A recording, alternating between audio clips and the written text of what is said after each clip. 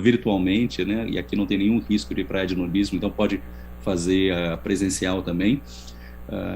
Mas sabendo, bom, da importância, né, de um congresso como esse para a nossa pós-graduação, a gente vem cada vez mais pensando a tradução no âmbito da pós-graduação, não só pensando na tradução especificamente, mas uma reflexão sobre a tradução, né? E aqui não tem nenhum risco de pré-adenolismo, então pode fazer presencial também, mas também para os nossos alunos da graduação, mas sabendo, bom, da importância, né, habitação e tradução virtualmente para a nossa pós-graduação, a gente vem cada vez mais pensando nos próximos dias para acompanhar a tradução no âmbito da pós-graduação, não só pensando só uma palavrinha especificamente, assim, talvez uma reflexão sobre a tradução fora do lugar, mas assim, para vocês, eu acho que é algo que constitui o contemporâneo, né, como a gente sabe, né, é uma multiplicidade de linguagens abertas a diferentes formas de discurso, né? E isso vem acompanhado muitas vezes na literatura por uma reflexão sobre a sua própria condição de linguagem, e não à toa, né? Um dos paradigmas centrais é um pouco isso, nesse âmbito que eu venho pensando na tradução, não só eu, bom, um dos paradigmas centrais para pensar o contemporâneo é o da tradução, entendida, né? E aqui eu cito Viveiros e Castro, entendida como um espaço do equívoco. E ele fala, né, não para desfazê-lo, o que suporia que ele nunca existiu, mas muito ao contrário, para potencializar esse equívoco, abrindo e alargando o espaço que se imaginava não existir entre as linguagens. Então, cada vez mais eu venho me convencendo, ou já talvez previamente convencido, de que não tem melhor campo para pensar as relações, inclusive na própria literatura, né, relações que são éticas, mas também a própria linguagem, se não o campo da tradução. E é muito importante que a gente faça isso aqui em conjunto, tá bom? Um bom dia para vocês e a gente vai conversando.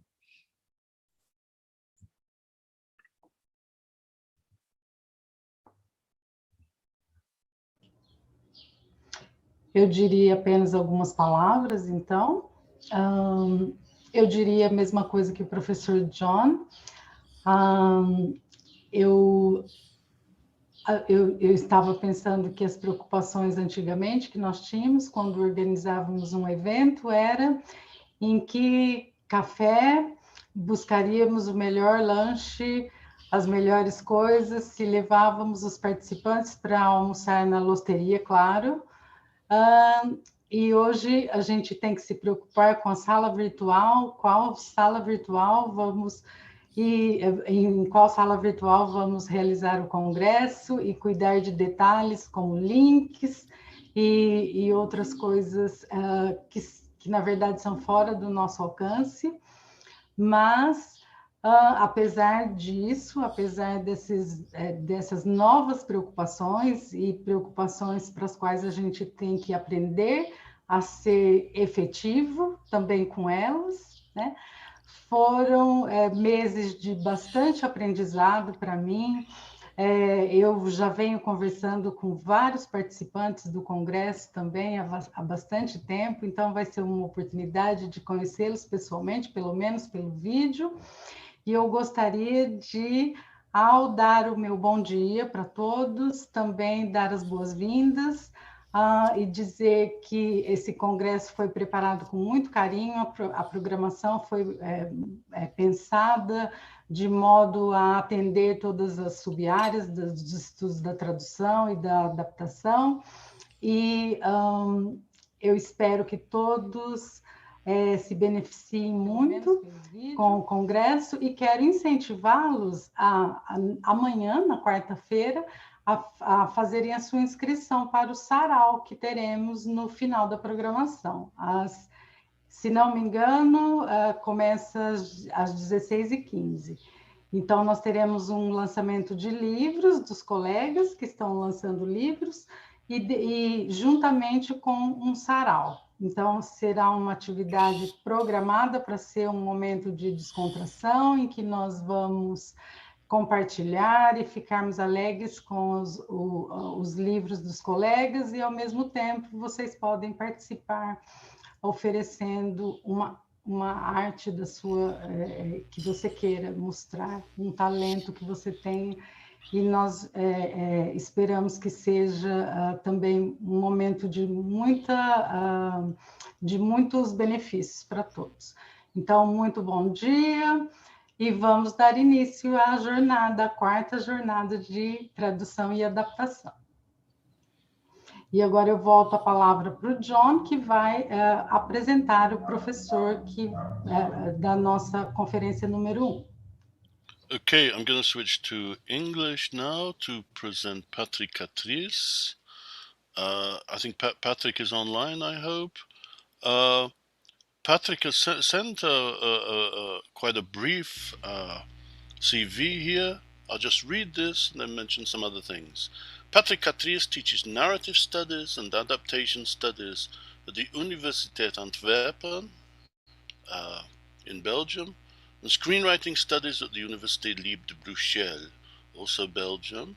He has published internationally on these subjects. Cattrysse is the author of descriptive adaptation studies, epistemological and methodological issues, and he is co-editor of Transcultural Screenwriting Telling Stories for a Global World. In fact, Patrick has a large number of articles published in the area of adaptation, cinema, adaptation and translation. In fact, Patrick is one of the very few people really to work in both fields, to bring adaptation together with translation, and this is very much the reason why we've invited him to give this talk today. So without further ado, I'm going to hand over to Patrick, who I hope is online now. Patrick will be introducing his talk, which is recorded. Patrick, are you there? I am there. I can just not activate my camera, but I am there. And I see you and I hear you. Okay. Yeah. Okay, so what do we do? Are you going to introduce your talk, or do we just play it and then... I think you can.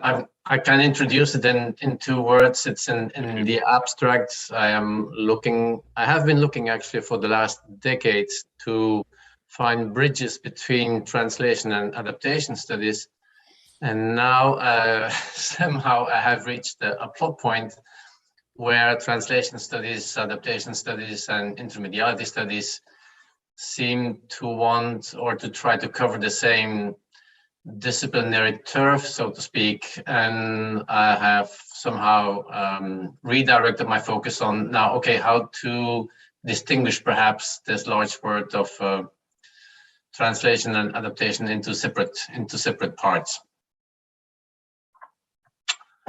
So let's see how this works. Thank you very much. Are we ready to play it? Yep. Okay. Michael, por favor, você pode agora passar o vídeo do professor.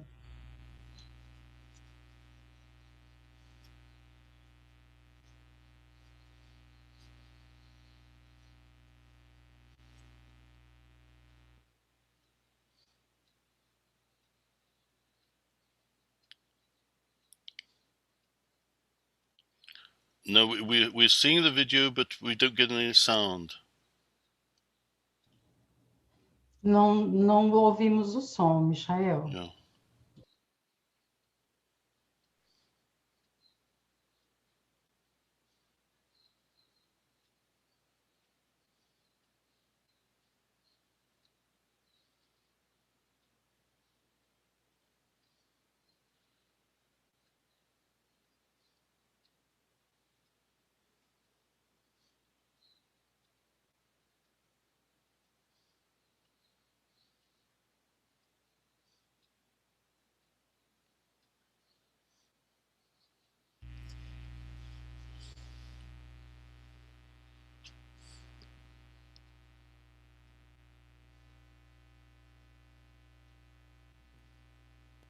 Hi, my name is Cattrysse, and I'm going to talk about boundaries between translation, adaptation, and intermediality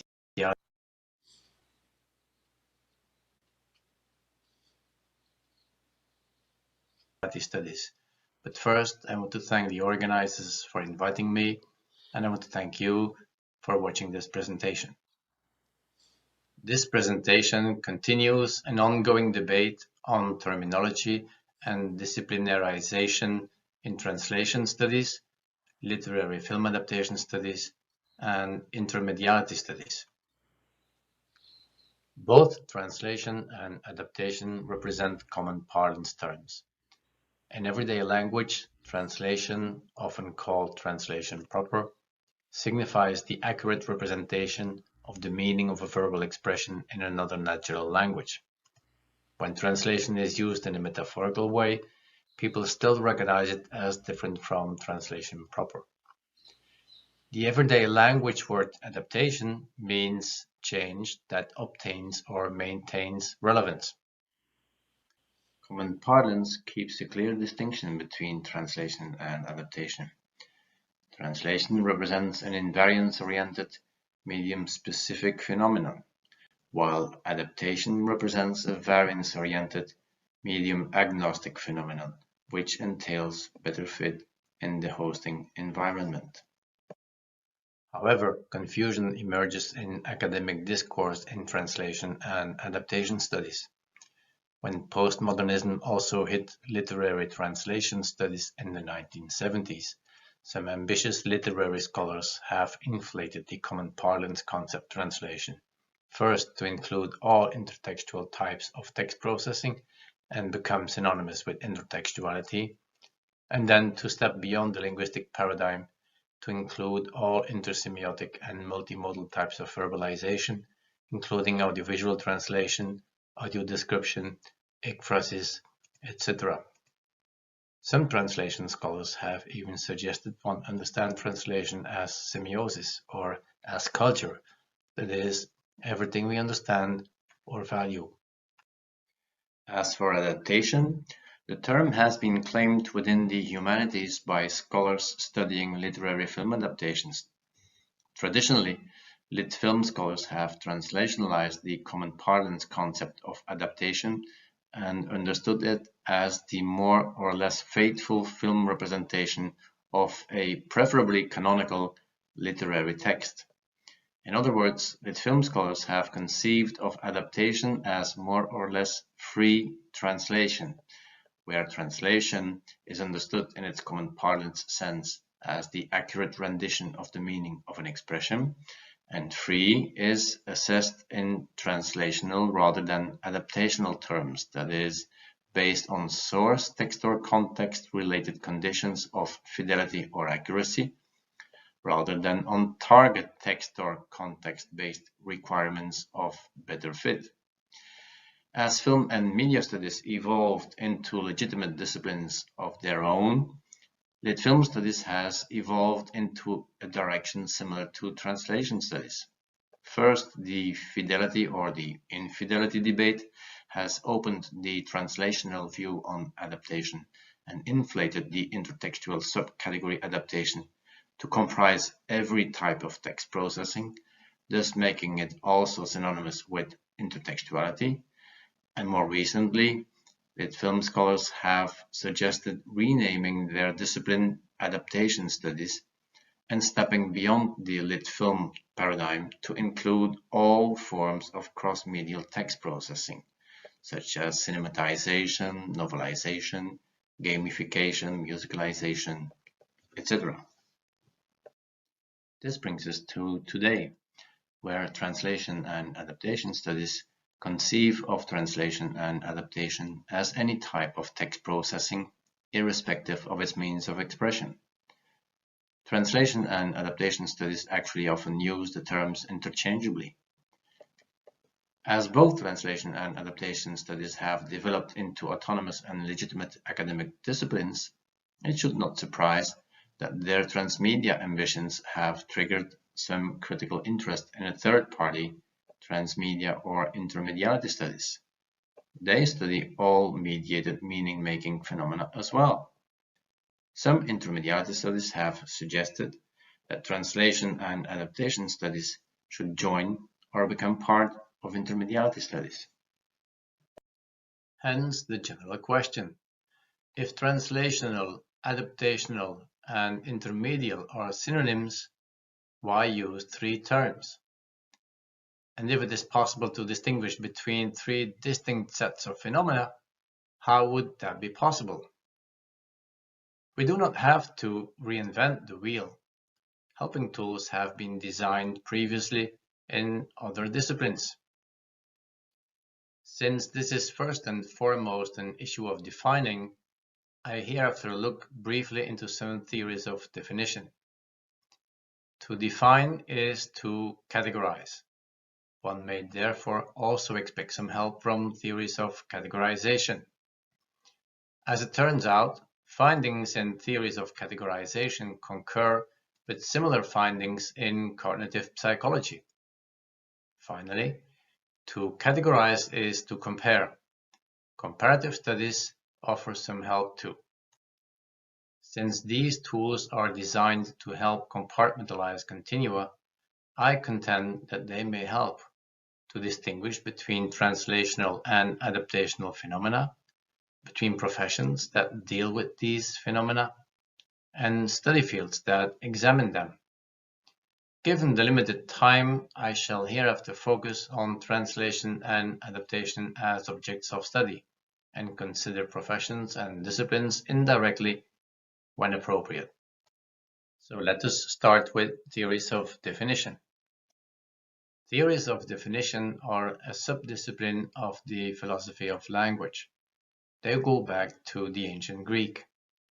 There are many definitions of the word definition, and I hereafter understand the word as a verbal description or explanation of the meanings of something. One very common way to define something uses the XS-formed definition. For example, what is a translation? A translation is X. Or what is an adaptation? An adaptation is Y. XS-formed definitions are problematical for several reasons. The main problem that concerns us here is that they essentialize the defined, that is, they exclude the definer from the defining and present the defined as if from a perspective-less perspective, which simply represents a contradiction in terms. Theories of definition may offer some help.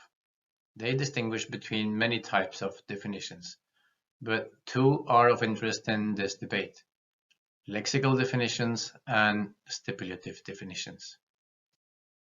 Lexical definitions report on the actual ways in which some actual word has been used by some actual persons. Stipulative definitions specify or decree how a speaker is going to use a term X. Stipulative definitions are often used when a common word will be used in an uncommon way. For example, the brief historical description I just gave of how lay people, but also academic scholars, have defined the words translation and adaptation offers a short list of lexical definitions. On the other hand, I could also suggest some stipulative definitions to be used for this lecture.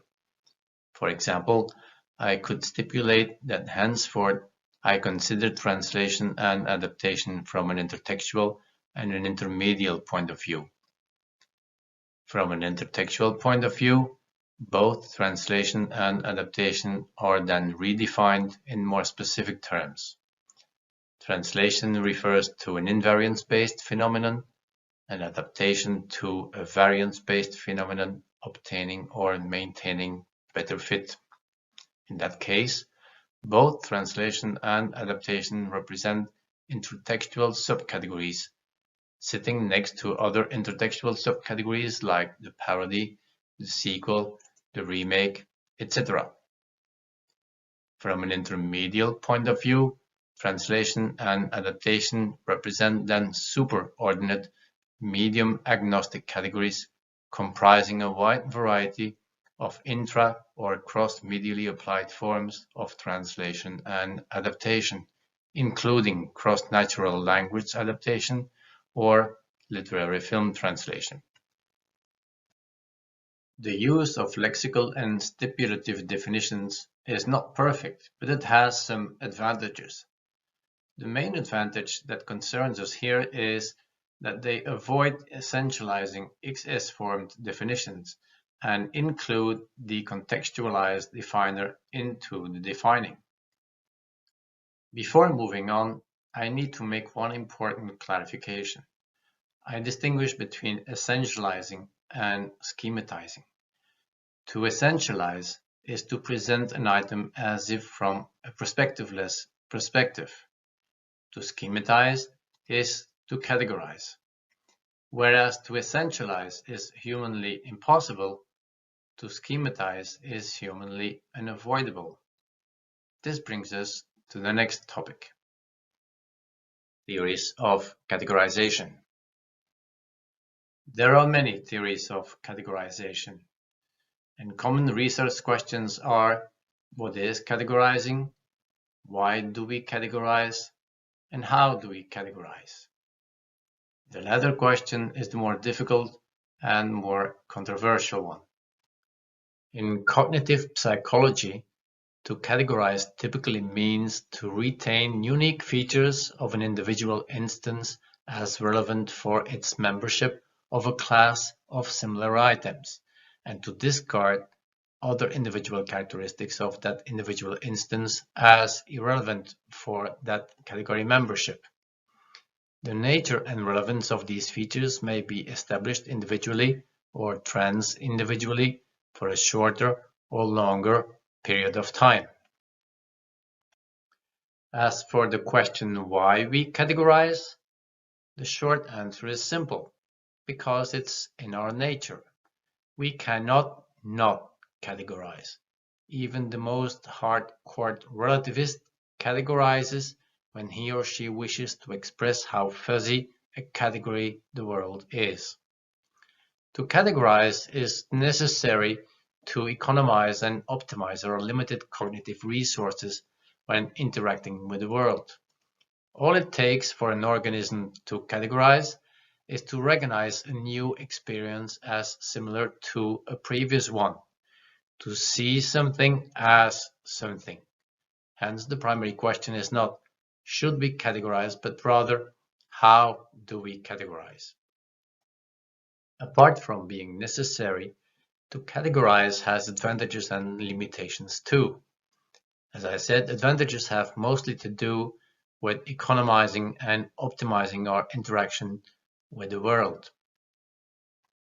But to categorize also has limitations, and opponents of taxonomies like to highlight these.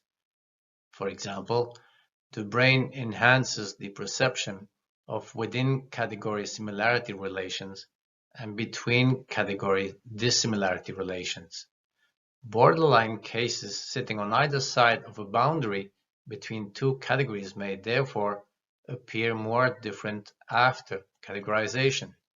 Sometimes within group similarities and between group dissimilarities may be the effect of conceptual patterning rather than its cause.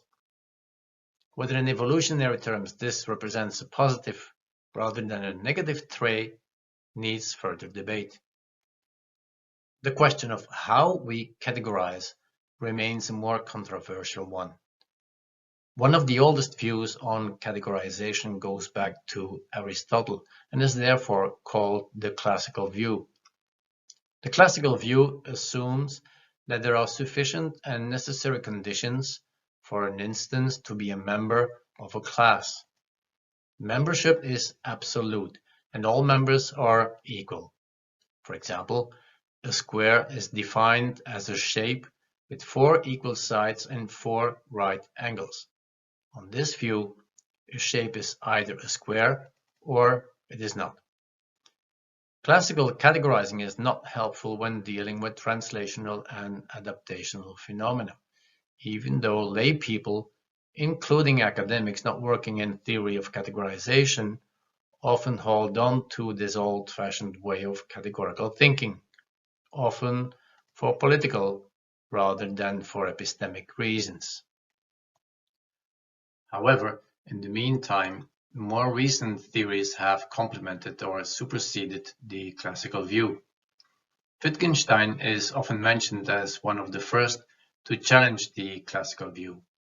Discussing the category of games in terms of family resemblances, he noted that various items may be seen as the members of one family, even when none of those items displays one feature that is common to all. His concept of family resemblance has triggered the emergence of so-called probabilistic theories of categorization. Probabilistic theories see categories as groupings of entities that share many descriptors, but in different degrees. Entities showing more or less category traits appear as more or less typical category members. Like the theories of definition, probabilistic theories of categorization also include the observer. To study categories like patterns means that categories may emerge or disappear contingent on a number of conditioners: previous knowledge and experience, memory and memory retrieval, awareness, purpose and focus, expectations which color future experiences, level of analytical detail and analytical relevance, the intrinsic features of the observed, and the specific time-space context of the observation. To illustrate the workings of these parameters, take for example the level of analytical detail. If one is to study melody, it will not do to look only at separate notes. If one is to study harmony, looking only at separate melodies will not help either. Here are two more examples.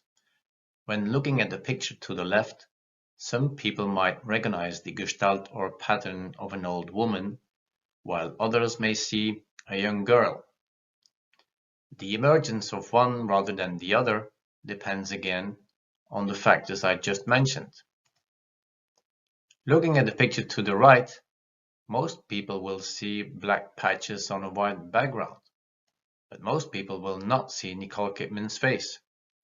However, when zooming out, the dots disappear and a very different, bigger picture appears. But sometimes it's hard to read. I mean, it's like if you get too close to the screen, all you can see is a bunch of little dots. You don't see the big picture until you stand back. But when you do, everything comes into focus. Theories of categorization distinguish between different types of categories: natural and mental categories, wider and narrower categories, sharper and fuzzier categories, static and dynamic categories. Both wider and narrower definitions or categories have advantages and disadvantages. Once again, advantages and disadvantages may be epistemic and/or political. Wider categories have the political and epistemic advantage of covering everything, or as much as possible. But they have the epistemic disadvantage of assembling heterogeneous members and therefore displaying less clear-cut category boundaries. This makes it more difficult to determine the specifics of that category and to determine how one can distinguish it from other categories. Narrow categories, on the other hand, tend to display more homogeneous within group features and therefore more clear-cut category boundaries. Sharp category boundaries make it easier to distinguish between categories and to perceive categorical diversity.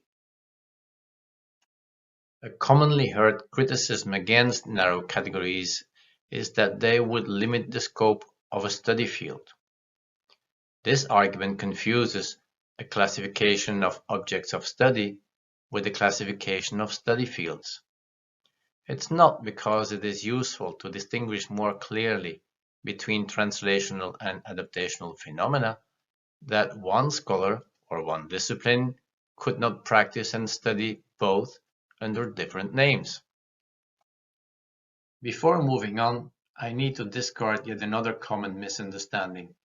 One should not confuse sharp category boundaries with rigid ones, nor fuzzy category boundaries with flexible ones. The rigid-flexible divide refers rather to the distinction between static and dynamic categories, or the synchronic and diachronic view on categories. In conclusion, findings and theories of categorization suggest advantages in looking for narrower rather than wider, homogeneous rather than heterogeneous, and clear-cut rather than fuzzy categories, if and when that is possible. These findings concur with observations made in cognitive psychology. Cognitive psychology studies many topics. One of them concerns the question of how people mentally represent concepts and categories. One classic theory is called the hierarchical theory of conceptual representation. Here, psychologists distinguish three levels of mental representation: a superordinate level, a basic level, and a subordinate level. One basic question is how people make and use these levels in various situations. The basic level is the level which maximizes within category similarities or coherence and between category dissimilarities. Researchers applying the hierarchical system approach have done experiments and come up with findings similar to those made in probabilistic category theory. For example, people tend to communicate at their basic level because communication is more efficient. Clear cases appear more at a basic level, while unclear cases are more frequent at the super or subordinate levels. Children learn basic level categories faster, and retrieval from memory is faster and more accurate. So if we are to apply these findings to the study of translational and adaptational phenomena, the question is, do we, and if so, where, do we find a basic level in discourse on adaptations and translations? For example, in common parlance or in academic discourse. The motives that drive observers to consciously or unconsciously select a basic level may vary. Once again, there may be epistemic motives, political or rhetorical motives, and these motives do not always coincide. The study of political motives leads to the field of interdisciplinarity studies and the study of research as a social practice. Categorization often depends on similarity and dissimilarity relations within and between categories. This is where comparative studies may help out. Once again, comparative studies offer many views and many definitions. One common approach is called feature theory. Feature theory studies comparanda, that is, items to be compared, and it studies those items as multi-featured entities. This allows for graded dissimilarity relations. Graded dissimilarity relations recall probabilistic category thinking and suggest studying dissimilarity relations like categories or patterns which emerge or disappear, dependent on the parameters I mentioned before. Comparative studies show that dissimilarity judgments involve complex processes. If I quote Midden and Goldstone here, logically, similarity is a multi-placed predicate, not a two-place one, A is like B, nor even a three-placed one, A is like B in respect C.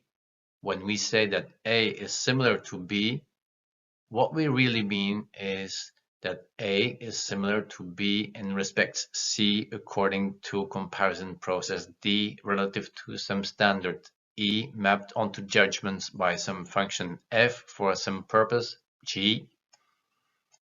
Hence, the common parlance question, is A the same as B or is B different from A, is problematical.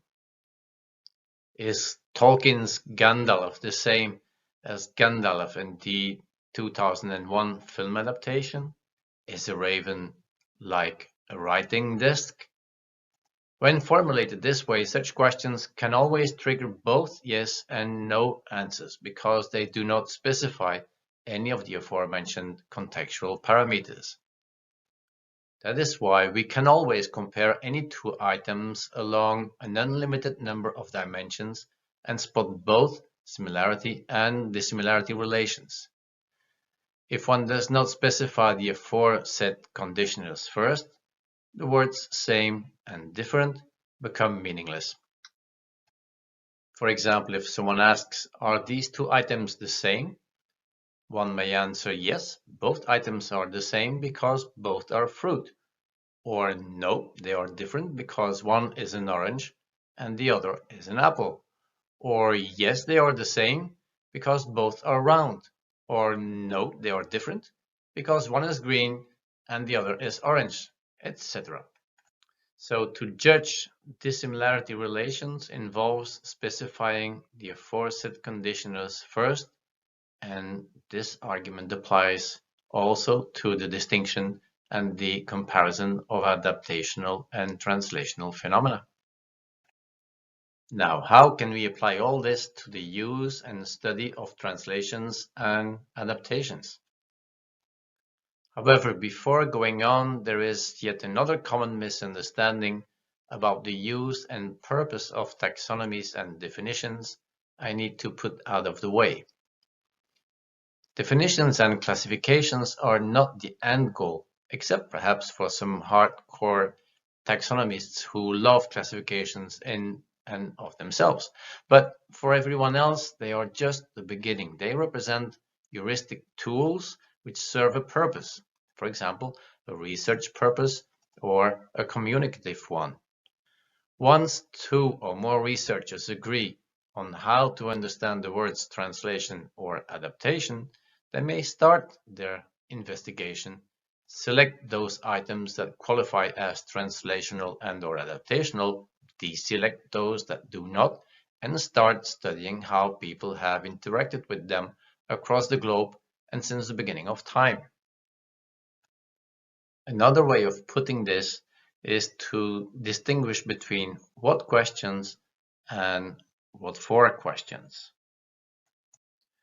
Take, for example, one scene from The Maltese Falcon, a Dashiell Hammett novel which was published in 1930, and the 1941 film version. Here, we can see how different patterns, for example, translational or adaptational patterns, emerge or disappear at different levels of analytical detail. At one point in Hammett's novel, protagonist Sam Spade, a private eye, is drugged, wakes up, goes back to his office, and learns from his secretary that the femme fatale of the story, Bridget, has lied to him. In the 1941 film version of this story, Spade is drugged, wakes up, but does not go over to his office. He picks up the telephone to call his secretary and to learn that Bridget has lied. At the level of the actions, things have been adapted. They have been changed to better fit the movie production. One action has been replaced with another. However, at the level of what Roland Barthes calls the narrative functions, things have not been adapted but adopted. That is, they have been translated from the book. Both the walk to the office and the telephone call have, quote-unquote, the same narrative function. The protagonist discovers that Bridget is an antagonist. Dissimilarity relations, like patterns, vary according to the level of analytical detail. And this is how we see that patterns appear as adaptational at one level, here at the level of the actions, and as translational at another level, the narrative function level. Scholars have often criticized this type of compare-contrast approach because to them it triggered the mere so what effect. Indeed, for many, to stop at merely observing similarity or dissimilarity relations is frustrating and appears to be irrelevant. That is why, once agreement is reached on the what questions, one should move on to the what for questions. For example, The following shows how adaptation, that is, changing stuff to make it better fit in the hosting context, and translation, that is, adopting or importing stuff from elsewhere, have been used to continue a successful film series at one time and to discontinue and to innovate that film series at another time. I referred to the detective story in the US from the 1920s to the mid-1950s and the use of adaptation and translation to continue or to innovate the film genre. Film historians discussing the literary origins of the film noir often refer back to the 1920s, when writers like Carol John Daly and Dashiell Hammett start writing a different type of detective story called the hard-boiled detective or the tough guy detective story. They react against the established classic or golden detective stories, the Sherlock Holmes, Philo Vance, or Hercule Poirot stories, which present their worlds from an upper-class point of view as well-ordered and neatly structured. Hard-boiled detective stories turn that world view upside down. Instead, they present a world that is bleak and corrupt. These stories are about losers rather than winners. When looking at the cinema side of the 1920s, none of these stories finds their way to the screen for various reasons. The literary genre remains unknown during the first half of the decade. Its verbal nature does not suit silent movies, and its morals are definitely unacceptable to a film audience. In terms of film translation or adaptation, it is safe to say that there are none in the 1920s. As the 1920s evolve into the 1930s, the literary tough guy detective story becomes more successful, better known, and it gets a promotion. Successful writers are invited by prestigious publishing houses like Knopf in New York to write longer stories and to publish them as novels. However, this promotion comes at a price. That is, it comes with serious self-censorship involving demoralizing of the main character, cutting gay sex, sadistic violence, involving so much censorship that some writers will call this the beginning of the end of the hard-boiled detective. Still, on the film side of history, sound has entered the scene, but the 1930s do not see socially subversive tough guy detective stories. Within the detective genre, the classic examples continue to prevail. And besides the detective genre, other genres are successful, such as the musical, the gangster film, and the screwball comedy. Exceptions confirm the rule, and an interesting exception is Satan Met a Lady, a movie that came out in 1936 and called itself based on Dashiell Hammett's 1930 novel The Maltese Falcon. One has only to look at these pictures to see plenty of change determined by target conditions. The tough guy, Sam Spade, has been turned into an aristocratic buffoon, Ted Shane. The actor, Warren William, actually continues his gentleman detective screwball role that was established in Michael Lanyard's Lone Wolf series. The screwball comedy is there for the audience's amusement, not for social criticism. That will change in the 1940s, when the literary hard-boiled detective softens some more of its hard edges and the world enters a second Great War. Hence, I repeat, if a group of scholars agrees on what phenomena to call translation or adaptation, they can start studying how people have used these phenomena in various historical contexts, the what versus what for questions. For example, in the case of the history of the hard-boiled detective film, one sees that in the 1920s, the hard-boiled detective genre is neither adapted nor adopted. In the 1930s, there are no translations of the genre either. That is, there is no faithful import of features that threaten the continuation of the successful gentleman detective screwball comedy.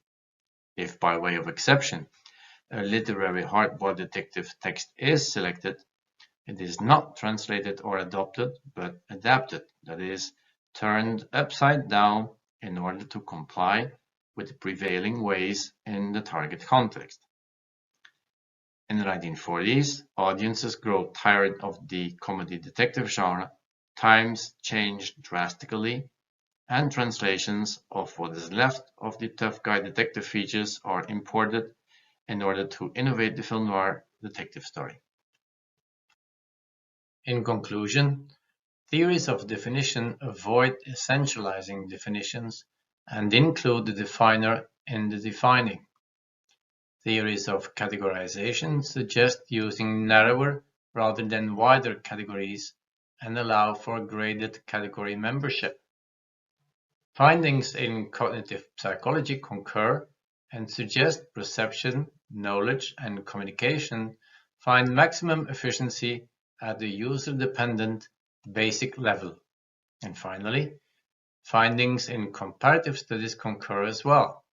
They also suggest avoiding essentializing A is the same as B or B is different from A expressions and accounting for a user-dependent level of analytical detail.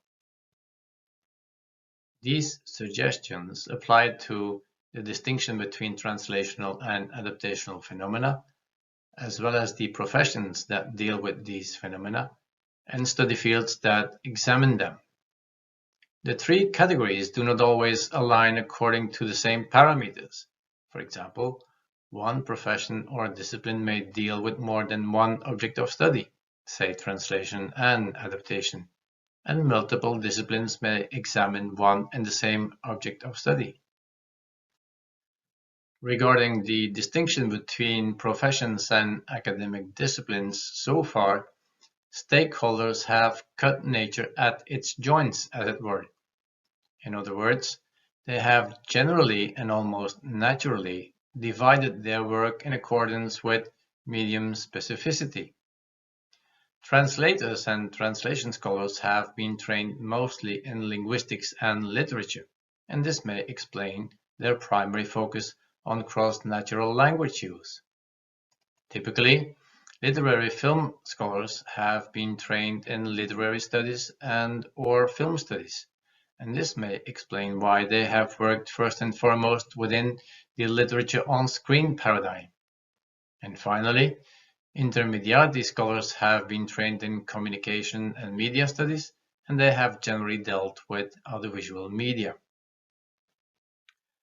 There is, however, one major obstacle that remains unspoken of, and I must leave its mention here as some sort of cliffhanger to announce a forthcoming lecture, even though it is sure to forcefully resist the terminological suggestions I just made.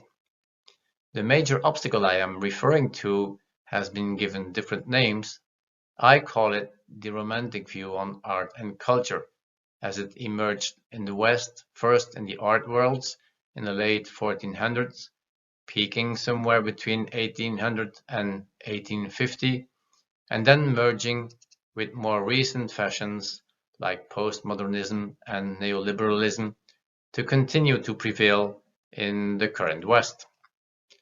Some of its core values are well known: its obsession with self-centered individual freedom, its propagating originality and difference for the sake of difference, and thus justifying the unconditional bashing of sameness and craft-based conventions and best practices. It's conceiving also of life as a zero-sum competition where first is first and second is nobody. Such an attitude is particularly toxic for an approach that conceives of translation in terms of sameness, but it is also sure to object to a conception of adaptation which is neither more nor less free than translation, but bound by different, that is, target text or context conditions of better fit. On the romantic view, the illusion of freedom must and shall be preserved whatever the costs. However, as I said, this issue deserves a proper treatment in a separate presentation. For now, I thank you for watching this.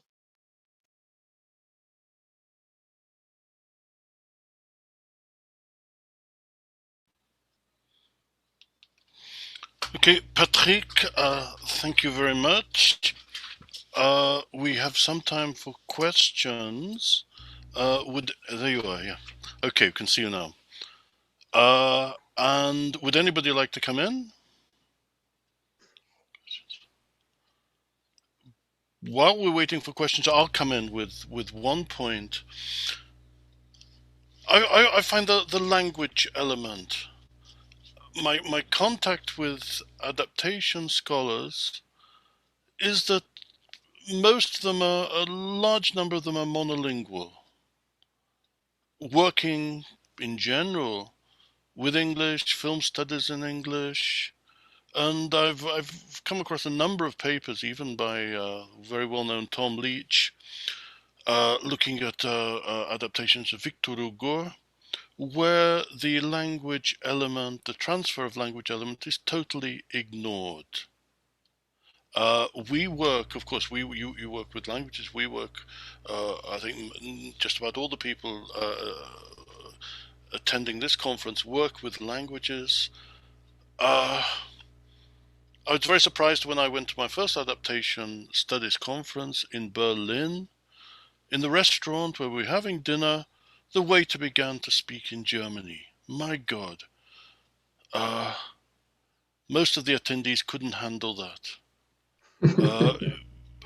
You know, this is one of the differences I find. Would you like to make any comments on that? Yes, I think Tom Leach has even pointed out in one of his more recent publications that if adaptation studies is to become a discipline, they may have a problem, or that is an issue, because so far it's not, to them at least, to the Anglo-Saxon world, it's rather an English affair rather than an international or global discipline. And so that is definitely a characteristic of the fact that not only adaptation as film adaptation studies has within the English-speaking world been seen as an English issue. What is even more astonishing, I think, for people who come from elsewhere, you know, who speak a not English language, because there are like two languages in the world, you know, English and not English. Adaptation studies is seen as part of English studies, which is, of course, a very strange notion where I come from, for example, because where I come from, we speak Flemish. And as you do, you speak Portuguese. So how could adaptation studies, which actually refers to film studies, could be part of English studies? But yes. Another related feature of film adaptation studies maybe that I think has remained under investigated as well because of the linguistic bias is to what extent have film adaptations, because very often film production is has been a national affair, whether privately funded or state-wise funded. And to what extent, for example, have film adaptations, if they are literary film adaptations, focused first and foremost on national literature?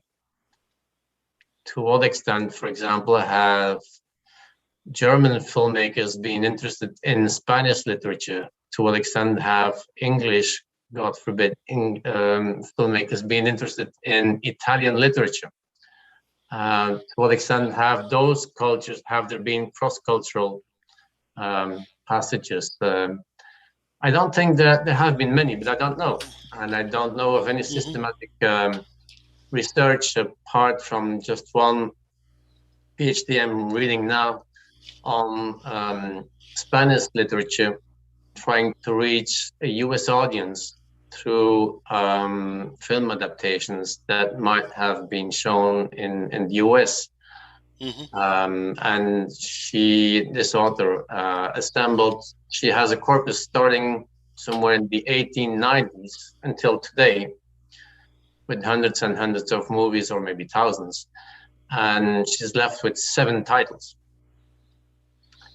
The common knowledge is that there's about like 5% of literature or languages that go into English, as opposed to, you know, this asymmetrical predominance of English, as opposed to I don't know how much percentage of text being translated from English into.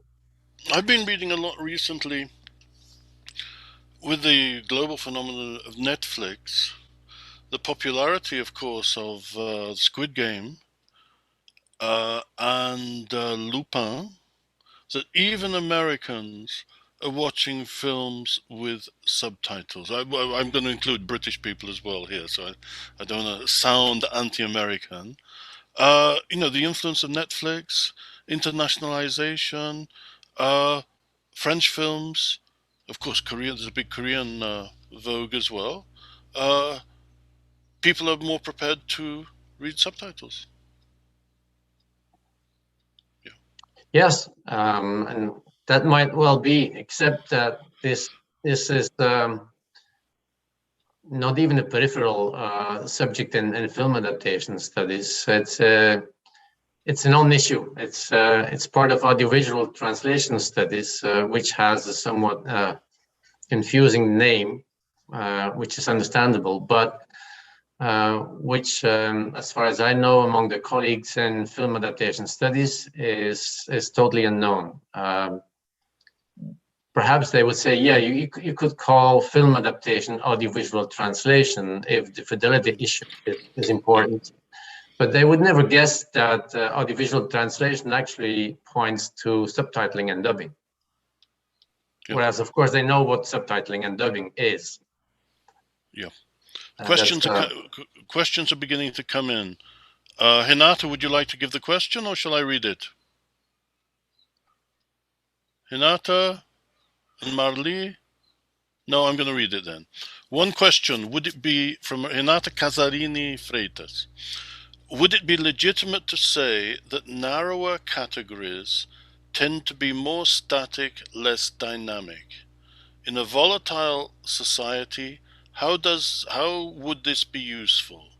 Shouldn't categories be preferably more dynamic? Narrower categories, less static, more static, less dynamic. In a volatile society, how is this useful? Shouldn't categories be more dynamic? Yes, I don't think as I said, but I think more research or empirical research would be required.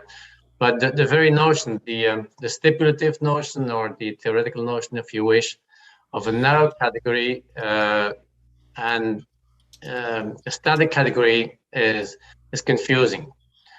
It's not because you look at one item that it changes more or less. Whether you look at 10 items, it's the same thing. So the distinction I try to explain is in the point of view, which in the end confronts or connects, whatever you wish, the Heraclitean view on the world as a continuous flux, everything is changing, and the Parmenidean view on the world at the other side, as everything remains the same. Where philosophers, at least for 2000 years, have understood that either one of the views is incomplete, and whether you like it or not, they will have to meet somewhere halfway. So the notion of whether volatile and change is more important. I think one way to help out of get out of this question or this predicament is to look at the word important. Important has to do with relevance, which is a known concept in epistemology, and therefore depends on what researchers or observers are interested in.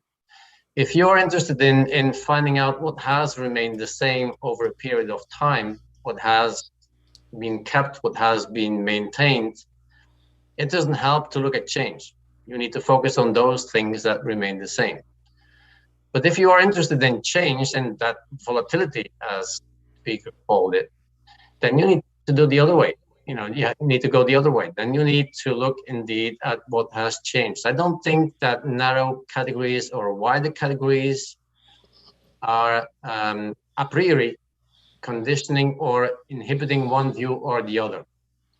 They may have impact on observing stasis or change, but as far as I know, I haven't seen any evidence of that. What kind of impact that would be?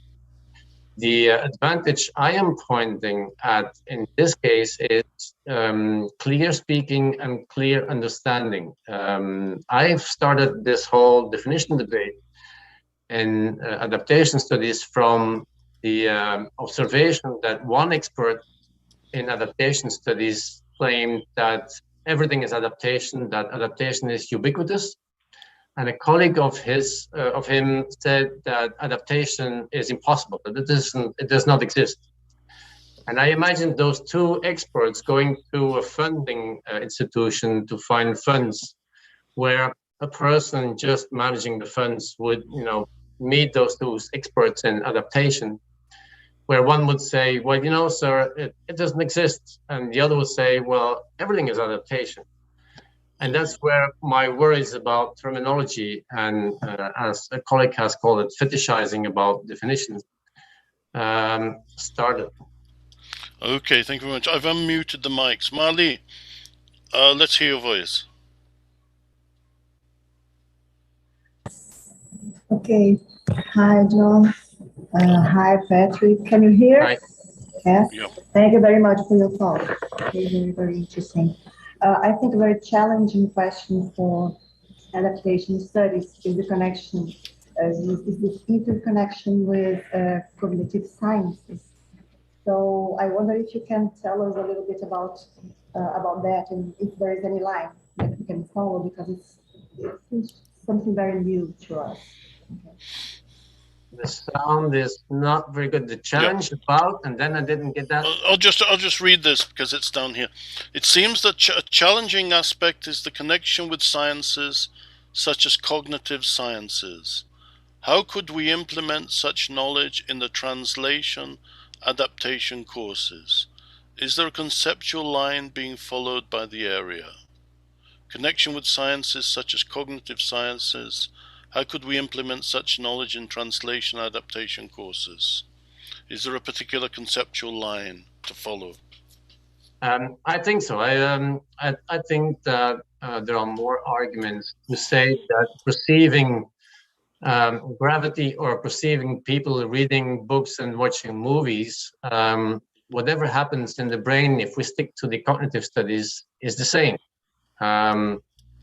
What seems to be different is the top-down part of the perception. And this is a part of the study that starts to interesting me more, and I left it here. It has to do with interdisciplinarity studies and science as a social practice, where humans are involved and where there's the truth and falseness on one hand, and then how people use the truth and falsehoods or alternative facts on the other hand, where we get a very different story. And I'm assuming here that the differences in knowledge pertaining to the sciences or to the humanities have more to do with the stakeholders, the observers, the interests of the people, than with the factual observations that that one could make. And I'm strengthened in this point of view, all the more so now with this COVID experiment we are all living, seeing how people interact with facts, with beliefs, and observations like that. Okay, Patrick, thank you very much. I, th- I think we're going to finish there. We're right on time at the moment. I can't see any more questions.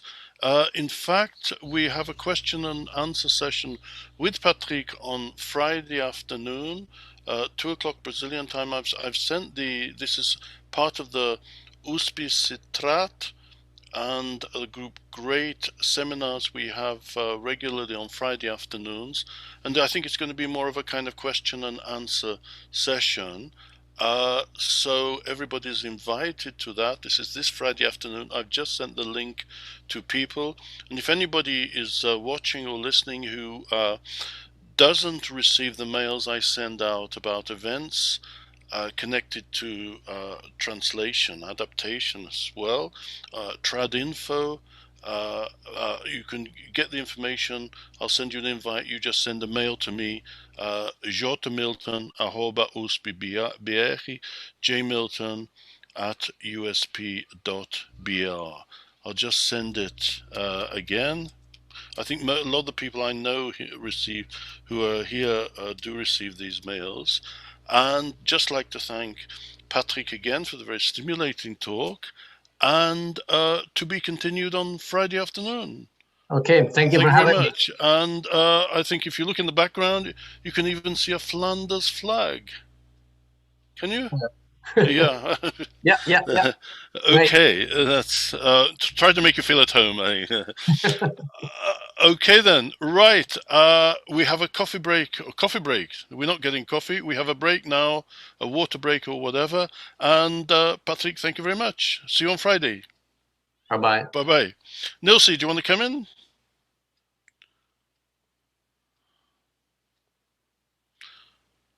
No, Nilce is not coming in. Anyway, we have a 15-minute break now. We are coming back on the same link. So don't leave the link, or if you do leave the link, come back on the same link at 9:30 for the first roundtable, which is really gonna very much continue the same idea. 9:30 we come back with a roundtable which I'm organizing, Tradução e Adaptação, Onde, Estão as Fronteiras, que vai mais ou menos continuar as ideias que Patrick apresentou. Ok, 9h30 estamos de volta. Ok, bye bye. Até já.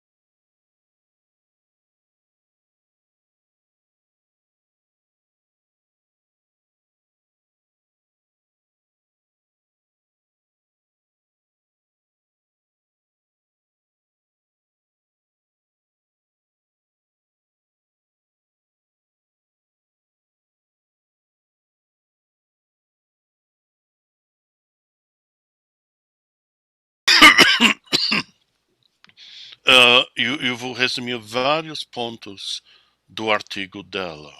Então vamos seguir a ordem aqui. Eu vou primeiro, depois Álvaro e depois Denis. Ok, eu acho que podemos começar, sim? Ok. Eu vou resumir vários até 11 horas do artigo dela. Então vamos seguir a ordem aqui, 20 minutos e depois discussão. Ok, eu vou share screen agora. Ok. E onde que eu vou aqui? Keynote.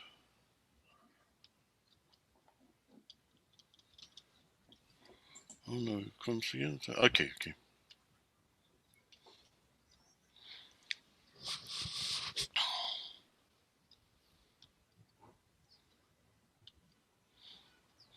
Ok, a Mesa-Redonda 1, Tradução e Adaptação, Onde Estão as Fronteiras? Acho que todo mundo está escutando. Nilce, está tudo certo?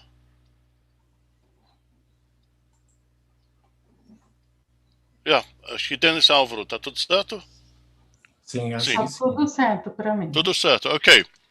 Então eu vou seguir várias das coisas que Patrick começou a discutir. Aqui, TS, Translation Studies, Estudos da Tradução, Adaptation Studies, áreas que se pensa que deveriam ter muito mais contato, como as duas áreas trabalham com transformação de textos, mas não tem, surpreendentemente, tem relativamente pouco contato. Como acho que a maioria das pessoas nesse congresso, meu background é bem na área de estudos da tradução. De fato, eu nunca tinha ouvido falar de estudos da adaptação até 2008, quando eu soube que tinha uma área, uma disciplina, uma área de estudo bastante grande chamado estudos Adaptation Studies. Eu me senti como Monsieur Jourdain, personagem muito famoso de Molière, o bourgeois gentilhomme, que ganha dinheiro e ele quer aprender como é ser gentilhomme, como ser cavaleiro, como ser burguês. E ele tem um professor de línguas, de gramática, que explica para ele o que é a prosa. Então ele fica muito contente pelo fato que ele descobre que durante acho que uns 45 anos ele estava falando a prosa. E ele fica muito contente. Foi exatamente como eu me senti quando eu descobri de repente que eu tinha passado vários anos estudando e pesquisando sobre adaptação sem saber que tinha uma área chamada estudos da adaptação. E de fato, eu não era a única pessoa da tradução, estudos da tradução, que não tinha nenhuma ideia do que era adaptação. No congresso de IATES, congresso bastante conhecido de 2009, me lembro que eu fiz uma apresentação sobre estudos da adaptação. Maria Timoshko, conhecido para muita gente na área, um dos pesquisadores principais na área de históricas de estudos da adaptação, e parece que nesse congresso ela nunca tinha ouvido falar de Adaptation Studies também.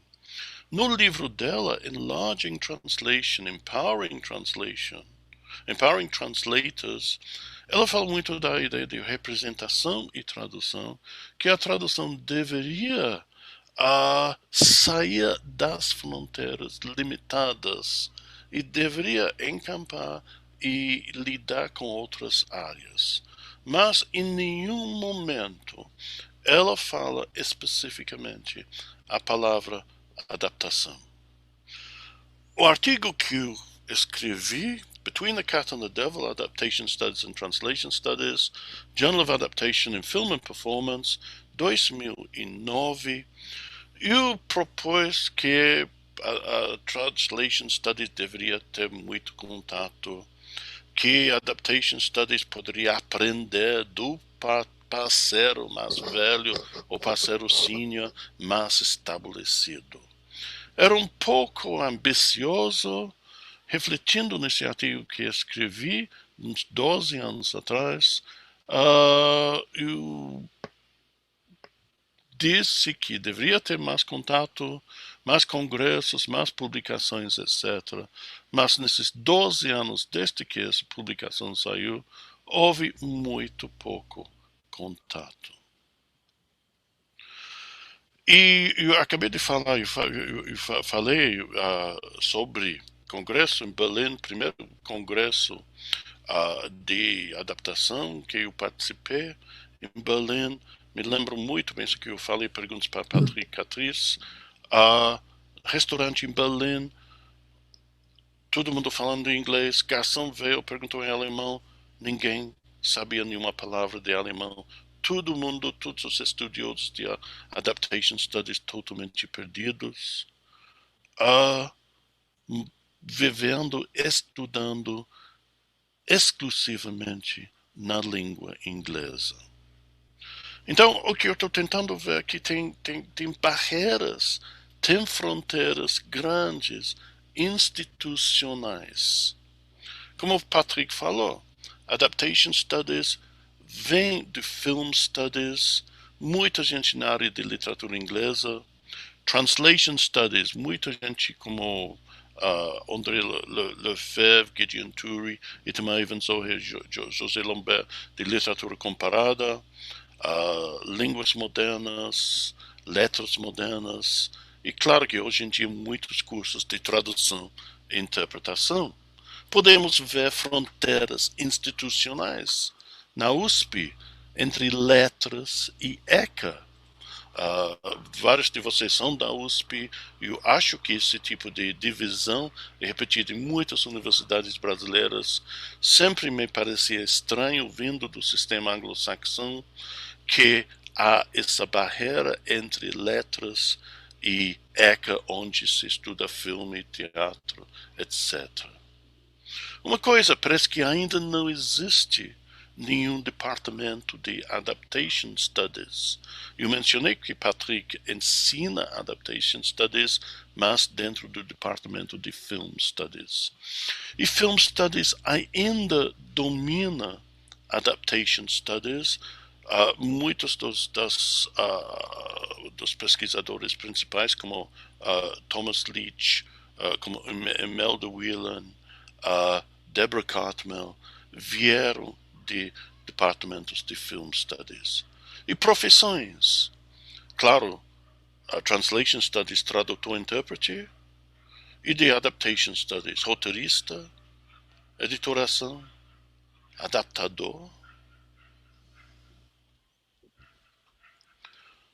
Ok, infelizmente Audrey Canales não está aqui, mas eu vou falar várias das coisas que ela coloca nesse artigo, Transmedia, Translation and Adaptation, Parallel Universes or Complex System. Ela repete vários dos elementos que eu coloquei no artigo que eu mencionei, Between the Cat and the Devil, mas ela estende vários desses elementos. Ela cita o pesquisador, o semioticista Cobus Maré, da África do Sul. What is needed is the ability to embrace paradoxical perspectives, to supplement new insights to existing ones, without replacing what may be of use in the existing perspectives. Então, os estudos da tradução deveriam sair de suas fronteiras, encampar, abraçar outras áreas. E aqui temos outra área também que Audrey Canales menciona, que Patrick mencionou, Transmedia Studies, que no artigo dela a ideia de uma história, uma narrativa desenvolvida em vários mídias, seguindo as ideias de Henry Jenkins. Então já temos novato aqui, além de Translation Studies, Adaptation Studies, temos agora Transmedia Studies. 3 universos paralelos, cada um no seu mundo particular. Seguindo Linda Hutchin, Chauvin Flynn, transmedia publications have ignored the existence or have existence of or have reproduced the constant critical denigration of the general phenomenon of adaptation. Então, conforme Audrey aqui, há muito pouco interesse na parte de Transmedia Studies, na área de adaptação. De novo, a ideia de o que eu chamo, eu vi a ideia de deux solitudes, 2 solidões, agora temos 3 solidões. Canales counts the number of times important peer-reviewed journals in translation and adaptation studies mention the word transmedia. A revista Adaptation, que especializa em adaptações de filmes, menciona 29 vezes. Target, jornal acadêmico muito conhecido, muito respeitado na área de tradução, não menciona a transmedia nenhuma vez entre 2012 e 2019.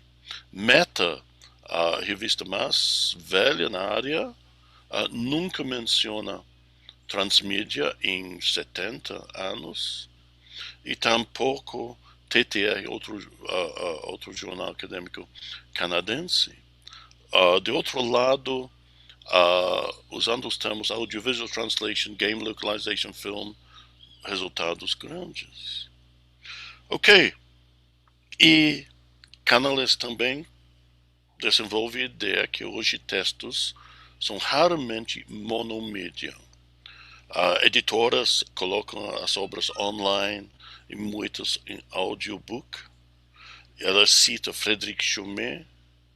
A definição de tradução must remove its straitjacket, camisa de força, para abraçar essas novas narrativas e produtos que estão aparecendo no mundo audiovisual. Ele apoia desde Linda Hutchin, Chauvin Flynn, e também Eckert Voigt e Pascal Nicholas, que trabalham na área de adaptação, que os estudos de adaptação deveriam se afastar na sua concentração de adaptações de filmes, superando o autofechamento discursivo do paradigma da cultura cinematográfica. Ok, seguindo o artigo também, voltando a Cobus Maré e também com Rainer Miller adds, translation scholars stick to an extremely narrow conceptualization of translations interlingua. Dá para saber que as ideias gerais que estamos bem presos na área de tradução como tradução interlingual.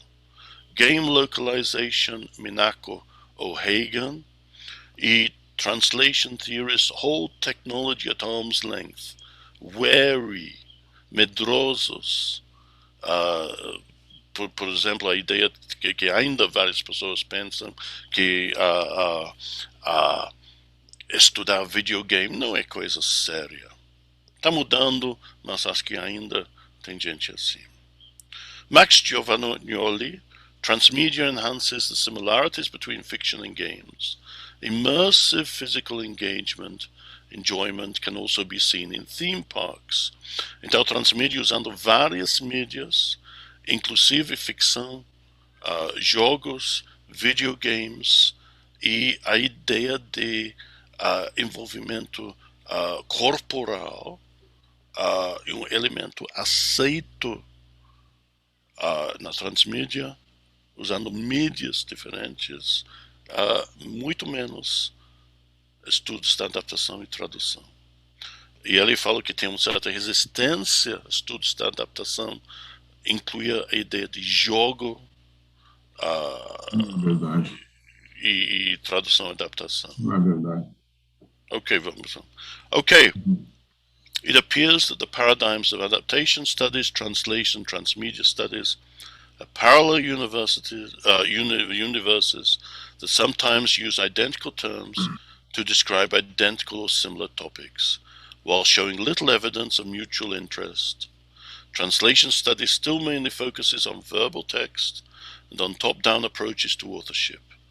Adaptation studies is only starting to embrace transmedia narratives, whereas transmedia studies takes textuality in a broader sense, fully embracing participatory culture.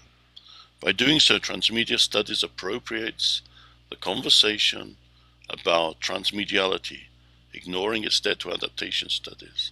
What is needed is greater inter- or transdisciplinarity between the areas. Eu acho que a ideia fica bastante clara aqui no texto de Audrey Canales. Voltando ao último slide, que eu vou terminar daqui a pouquinho, Eckert Voits, pesquisador alemão, que escreve muito sobre mashups, sobre intermídia e transmídia e adaptação. Critique that translation studies and adaptation studies have been slow to accept the fact that nowadays fans and the public take part in the story making. Então, elemento muito, muito importante de transmídia. Public take part in story making and the translation and adaptation of these stories, fan sub, etc. Public participation in a story world building is a phenomenon that is here to stay, and the translation and adaptation scholars must acknowledge this, thereby resulting in adaptation and translation's current lack of visibility in the academic conversation sparked by the emergence of transmedia storytelling. Então aqui a crítica que a transmídia tornou-se muito, muito mais conhecido, muito mais popular, muito mais comentado do que adaptation studies ou translation studies. E aqui talvez dos pontos principais. Academics working in translation studies and adaptation studies must escape from their comfort zones and embrace new forms of working with literatures and language. Seeing transmedial matters as problematic and jeopardizing, comprometting translation adaptation, and hence refusing to embrace them as challenging research topics only anchors research in translation and adaptation in a linguistic literary past. Ok, eu resumi várias das ideias do artigo de Audrey Canales que desenvolvem alguns dos pontos que eu tinha colocado no meu artigo de 2009. Eu espero que abri bastante pontos para Álvaro, para Denis e também, claro, para discussão depois. Ok, 20 minutos exatamente. Eu passo a palavra agora para Álvaro Hartner, eu ia dizer aqui da casa na Unesp, aí da casa de Unesp. Álvaro. Bom dia.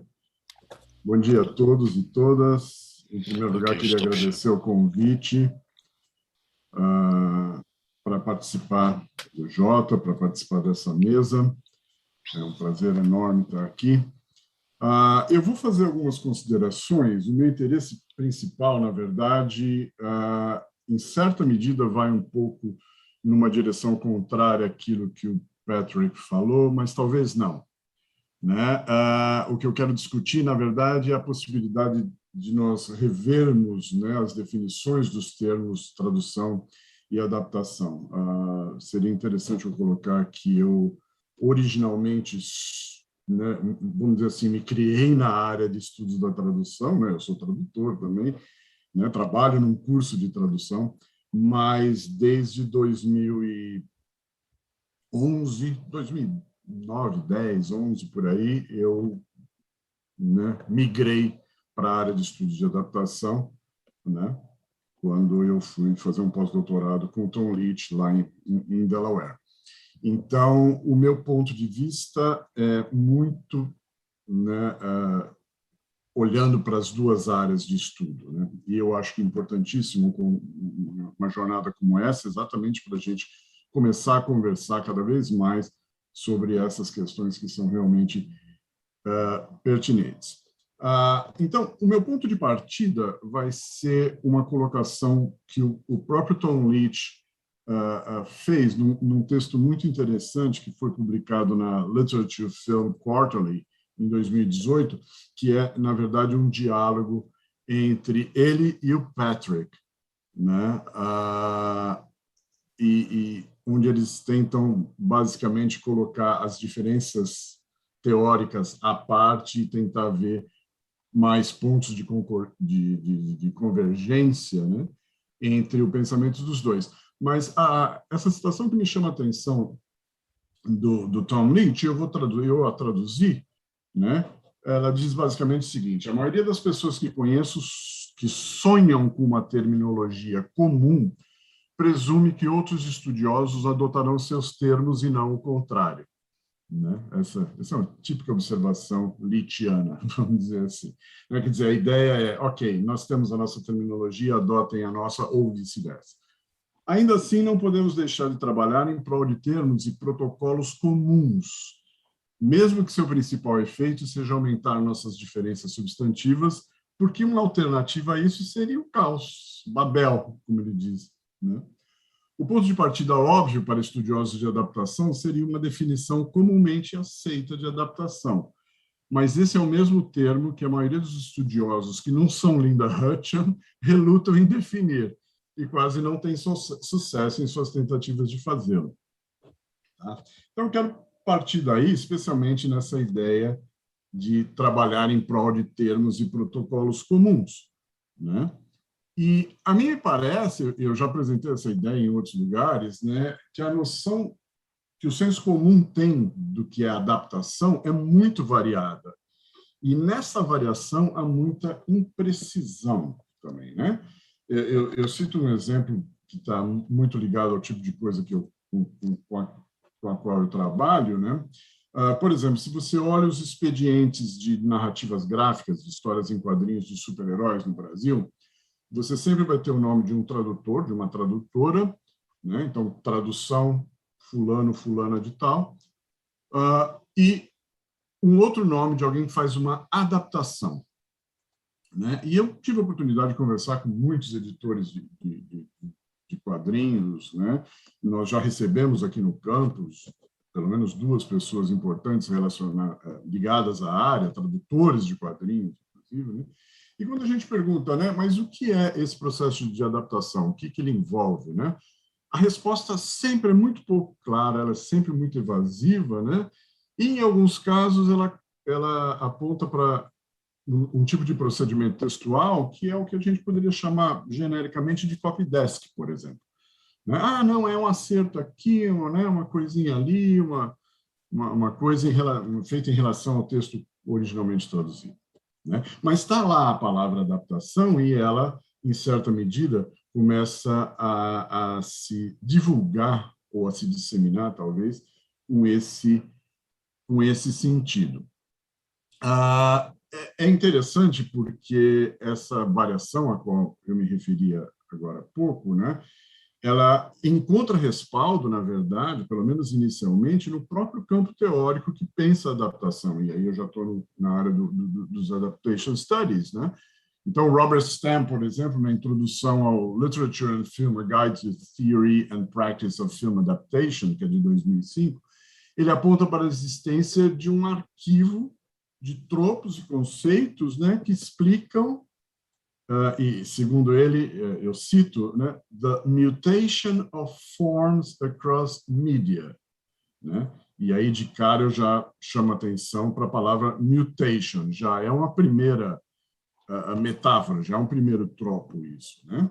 Então, ele põe adaptation como reading, rewriting, critique, translation, transmutation, metamorphosis, recreation, transvocalization, resuscitation, transfiguration, actualization, transmodalization, signifying, né? A gente lembra do Henry Louis Gates aí, né? performance, dialogization, cannibalization, que é um conceito adorável, né? Re-envisioning, incarnation or reaccentuation. Esses nomes todos, na verdade, eles funcionam como metáfora, né? E é muito interessante, por exemplo, ele usa tradução, e esse é um dos nossos pontos aqui, né? A palavra tradução é usada como metáfora de adaptação, né? Se você pega um outro estudo, por exemplo, um outro estudo famoso, o estudo da Julie Sanders, né? Que é o livro daquela série de temas da Routledge, né? Que é Adaptation and Appropriation, né? Eu digo para os meus alunos, especialmente os meus alunos do curso de pós-graduação, que se eles querem saber o que é adaptação, ou se eles querem alguma definição operacional sobre adaptação, que não leiam o livro da Julie Sanders, né? Porque ela não faz isso, né? A perspectiva dela é fascinante, sem dúvida nenhuma, mas não tem definição ali.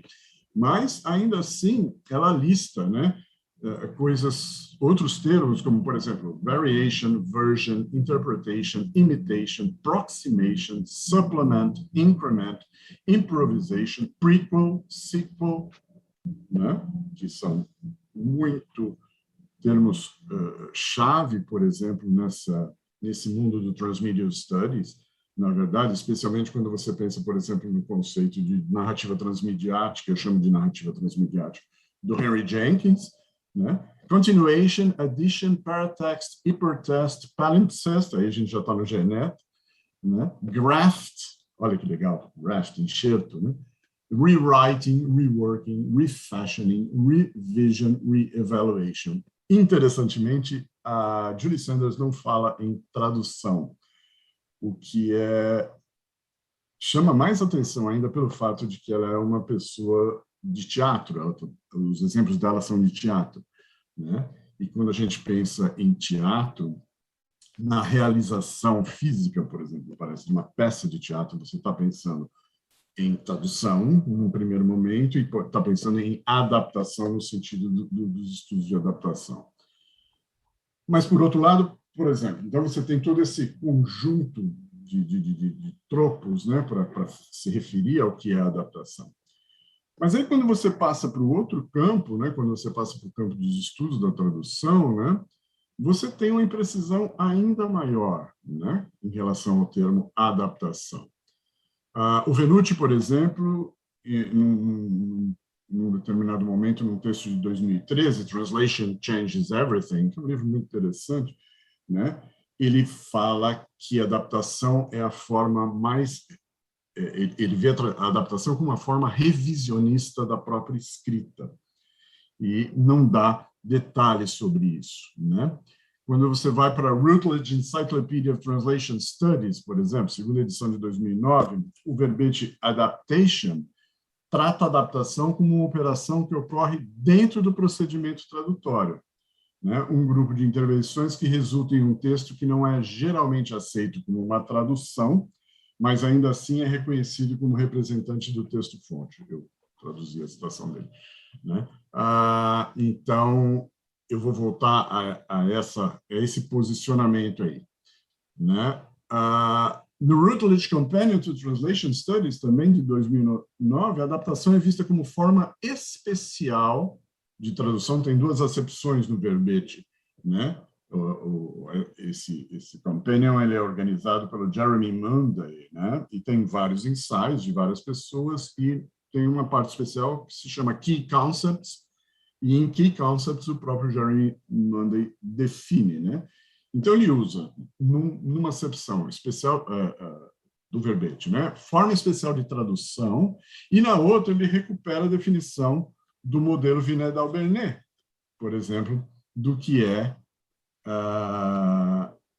adaptação, né? Vocês lembram daquelas coisas, né? Tradução oblíqua e tudo mais. E ele chega a afirmar que, independente de poder ser considerada como uma forma de tradução, a adaptação requer critérios diferentes para avaliação da sua equivalência com a fonte, né? Com o texto original. Ele claramente está pensando em tradução interlingual aqui, né? E é aí exatamente que está o grande problema quando se usa adaptação nos estudos de tradução sem olhar para os estudos de adaptação, né? Ou para a definição em estudos de adaptação, né? E como ela é vista ou mal vista, né? A adaptação, ela acaba representando um desvio, né? Volto a dizer, estou me referindo especificamente à tradução interlingual. Ela é um desvio, ela é uma mudança radical, ela é uma alteração, né? Ela é um rasgo feito à faca no peito do pai texto original, né? Para a gente brincar um pouco com essas ideias, né, do texto original como o pai dominante intocável, né? Ou seja, ela deveria ser, né, o texto original deve ser intocável, imutável, e para o qual se deve o quê? E aí a gente vai trazer aquele conceito, né, que algumas pessoas até acham tedioso hoje em dia falar a respeito, que é a fidelidade, né? A discussão de fidelidade para os estudos de tradução, até onde eu consigo perceber, já está abandonada, né, do ponto de vista de interesse, inclusive há muito tempo, né? E para os estudos de adaptação também, me parece, né? Mas há uma diferença muito grande entre essas nossas concepções sobre o que seja, né, o repúdio, vamos dizer assim, à fidelidade, né, e o desejo real, né, inconsciente, talvez diríamos, de manutenção da fidelidade, né? Então, o que eu proponho, né, é que o conceito, a ideia é que o conceito de adaptação, na forma como ele é usado nos estudos de tradução, ele nada mais é do que a construção discursiva de uma zona ou de zonas de conforto que buscam minimizar os efeitos incômodos das infidelidades que ocorrem na tradução interlingual dos textos, né? Então, a adaptação para os estudos de tradução acaba se tornando como um lugar da permissão do desvio, da autorização de criação, o lugar na qual os profissionais de tradução e os estudiosos de tradução encontram um certo alívio, vamos dizer assim, para o fardo de não elaborarem ou não comentarem sobre um texto-alvo que só pode ser considerado equivalente ao texto-fonte por meio de um critério diferente de avaliação. Eu andei conversando com alguns tradutores, inclusive, e, assim, né, inclusive tradutores técnicos, que não mexem com literatura.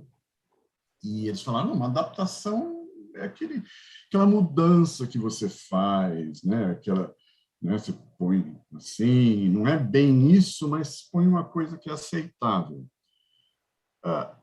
No meu entender, né, isso é tradução, né? Aquilo que se chama, ou que se tem chamado de adaptação, é tradução, né? Mesmo quando a gente pensa, por exemplo, na utilização do termo adaptação para uma simplificação de grandes obras literárias, né, como, por exemplo, foi objeto de estudo do meu colega Laura Morim, que escreveu um livro, né, instigante sobre o assunto, né, ela é inadequada, né? Ela serve só para dizer, né, esse texto de um grande autor canônico, por exemplo, foi adequado para determinada faixa etária, né, permitindo o contato de jovens leitores com os chamados clássicos, né? No limite, é a criação da mesma zona de conforto para esses destinatários, para esses leitores, né, que podem ler as grandes obras. E eu lanço uma pergunta, por que não usar recontar, né? Digamos, Dom Quixote recontado por fulano, em vez de usar adaptação, né? Porque, em última análise, é isso que acaba sendo feito, né?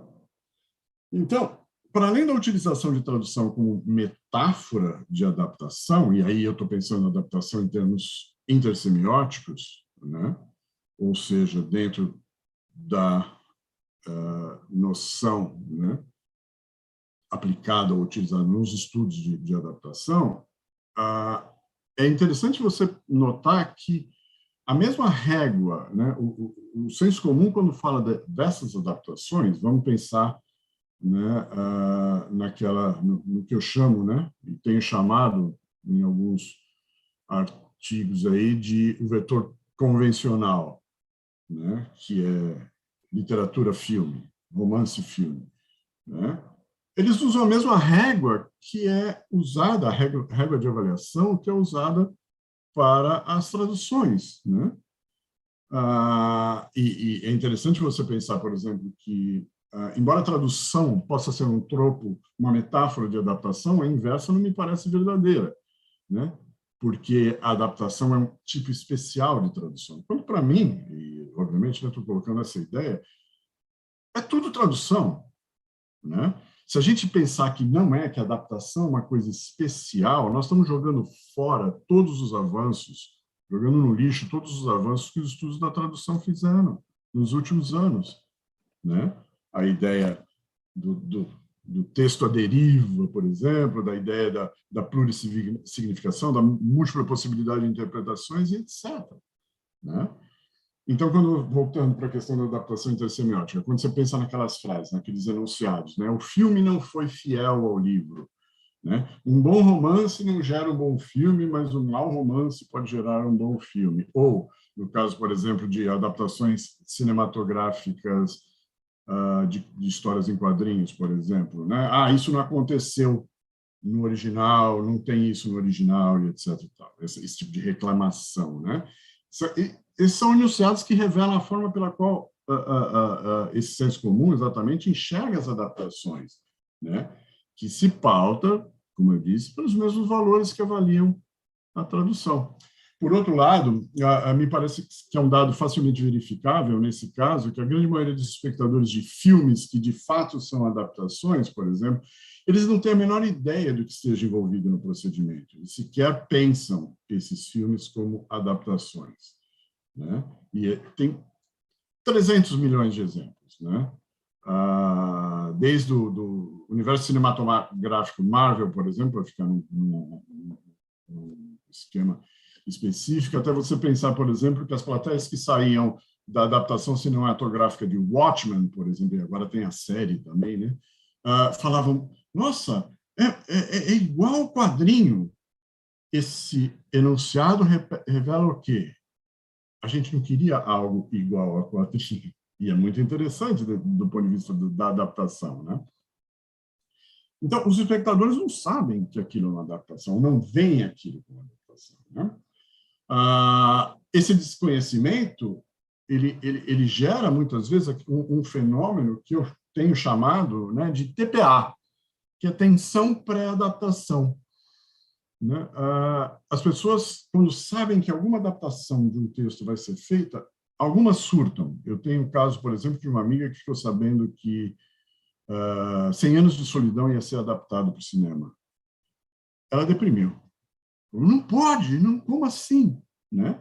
É aquela ideia que eu já coloquei num texto, né, chamado Quem Mexeu no Meu Texto, que é a ideia do texto é meu e ninguém pode mexer nele, não pode se transformar em outra coisa, não pode ser adaptado, né? E isso traz uma outra questão que me parece que, aí sim, comum às duas áreas de estudo, né? Que é uma noção errônea, a meu ver, né? Equivocada, a meu ver, que é a suposição da existência de um final para as atividades de narrar, tanto para traduzir como para adaptar, né? Então, a gente faz uma tradução de um livro e acabou, essa é a tradução do livro. Não, né? A gente sabe sobre a múltipla possibilidade dessas traduções, né? Eu mesmo tive a oportunidade de traduzir livros da Patricia Highsmith, por exemplo, que já tinham sido traduzidos na década de 60, na década de 70, né? Então, não existe isso de texto final, e não existe texto final também nas adaptações, no sentido de adaptação intersemiótica, né?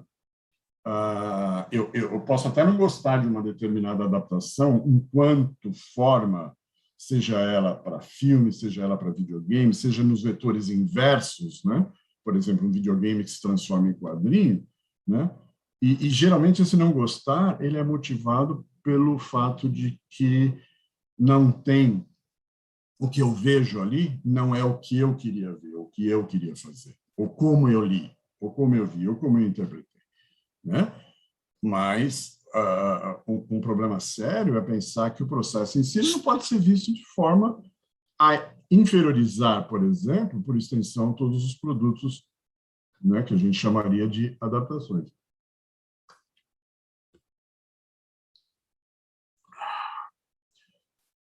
Eu falei em TPA, né, e parece interessante você pensar também que, acho eu, né, posso estar errado, não existe uma TPT, não existe uma atenção pré-tradução. Ninguém fica, né, preocupado quando um livro vai ser traduzido, por exemplo. Né? O máximo que pode ver é uma EPT. Podemos, Álvaro, uns 4 minutos máximo, por favor. Já tô acabando. É uma EPT, né? Uma expectativa pré-tradução. Né? Ah, olha, tal livro vai ser traduzido, como é que vai ser e tal. Então, para encerrar, eu apresento a minha concepção. Né? A adaptação, para mim, é intersemiótica. É reconstrução, remodelação, quem sabe até tradução, no sentido metafórico, que se dá entre arquiteturas textuais distintas. Romances para filmes, filmes para narrativas gráficas para videogame, videogame para filme, e assim por diante. Né? A gente poderia ampliar extensivamente a lista dessas possíveis recomendações, mas me parece importante falar e discutir cada vez mais o que se poderia chamar de texto, né, gênero não canônico, e que alguns comentaristas chamariam de baixa cultura, né, que é onde os Transmedia Studies, por exemplo, estão trabalhando também. Né?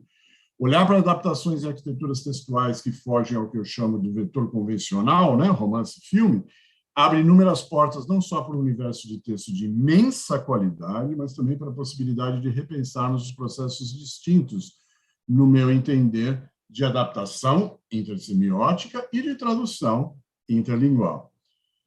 Finalizando, é essencial para mim, e agora uma palavra sobre estudos de adaptação, né? Adaptação no sentido de intersemiose, que os estudos de adaptação se libertem das camisas de força acadêmicas que ainda aprisionam as múltiplas possibilidades de estudo e compreensão das transformações envolvidas em todos os processos de adaptação textual, ultrapassando as polarizações limitadoras, rejeitando as distinções entre alta e baixa cultura e adotando perspectivas que se pautem pelas lentes de observação e compreensão das intertextualidades e do caráter transmediático das obras que serão nosso objeto de estudo neste século XXI.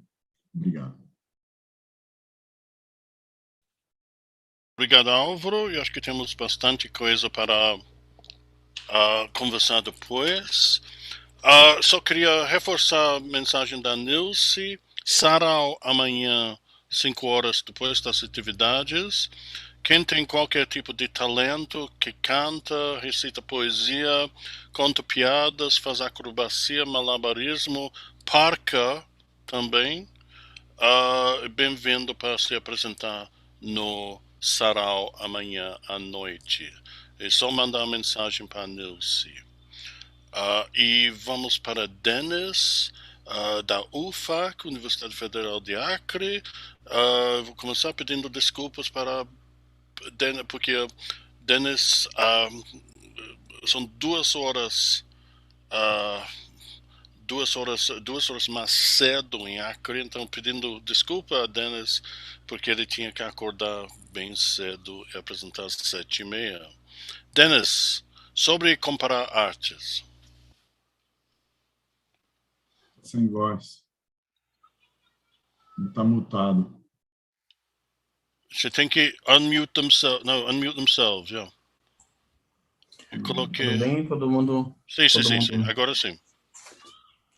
Bem, agradeço o convite do John, para mim foi uma surpresa, porque já deve ter uns 2 anos que eu não toco mais no assunto sobre adaptação, e eu trabalhei com as questões de adaptação, mas muito voltadas para o século XIX, né? Então, para mim é uma novidade estar discutindo sobre essas questões de adaptação na contemporaneidade. Então, primeiro agradeço todo mundo que está assistindo, agradeço o convite do John, da Nilce, e basicamente a minha fala ela vai partir da discussão que nós temos a respeito das artes, né, do método que essa discussão é envolvida, que é o comparativismo, que é a comparação, e 2 momentos chaves, né, que eu vou tentar demonstrar é como se dá essas questões no âmbito do objeto, no âmbito do processo.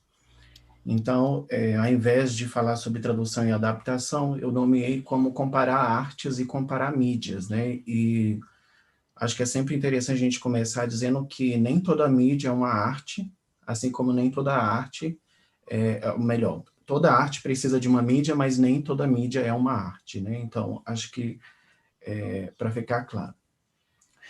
Falando de tradução e adaptação, a gente precisa retomar a um certo mito que existe na tradução, mas também que é referenciado na área de artes, né? Que é o mito da língua única. Além de existir esse mito da língua única, existe também o mito da linguagem única, né? E é dessa percepção que surgem as relações semióticas ou intersemióticas, como a gente pode perceber. Especificamente dentro da arte, nós temos aí, desde o século XIX, o Gestalt, que vai dizer que nenhuma percepção de qualquer arte, qualquer tipo de arte, não passe pela essa teoria de homogeneização. A gente só percebe a arte no todo, e depois que a gente começa a categorizar, como foi mostrado na primeira palestra hoje. Então, esses dois, vamos dizer assim, esse mito e essa teoria do Gestalt vai acompanhar aí tanto as áreas de tradução, quanto as áreas de adaptação e o que a gente chama hoje, dentro da literatura comparada, de outras artes, né? E falando especificamente sobre a área de tradução, a gente percebe que esse mito, ele é praticamente um mito fundador, assim, dos estudos de tradução, mas também que está sempre sempre no entrave ali quando se fala de tradução. E a gente percebe isso, por exemplo, por duas obras, né? Existem várias outras, mas eu trouxe duas obras que são bastante conhecidas, que é a do Umberto Eco, A Busca da Língua Perfeita, que na realidade ele não vai tratar somente de língua, mas também de linguagem, né? Porque esse livro dele, inclusive, fala de ecfrases, fala de tradução intersemiótica e por aí vai. E o Jorgenstein, que vai também trazer esse Depois de Babel, falando sobre as questões de linguagem e tradução, ou seja, não é somente língua, o código verbal. Então, a gente percebe que há algo em comum nas línguas e nas linguagens, e esse algo em comum nós tentamos depreender na academia através de um processo, de um método analítico que é o cotejo. Isso falando especificamente da tradução. Falando agora sobre as artes, né, e também, querendo ou não, falando sobre as mídias,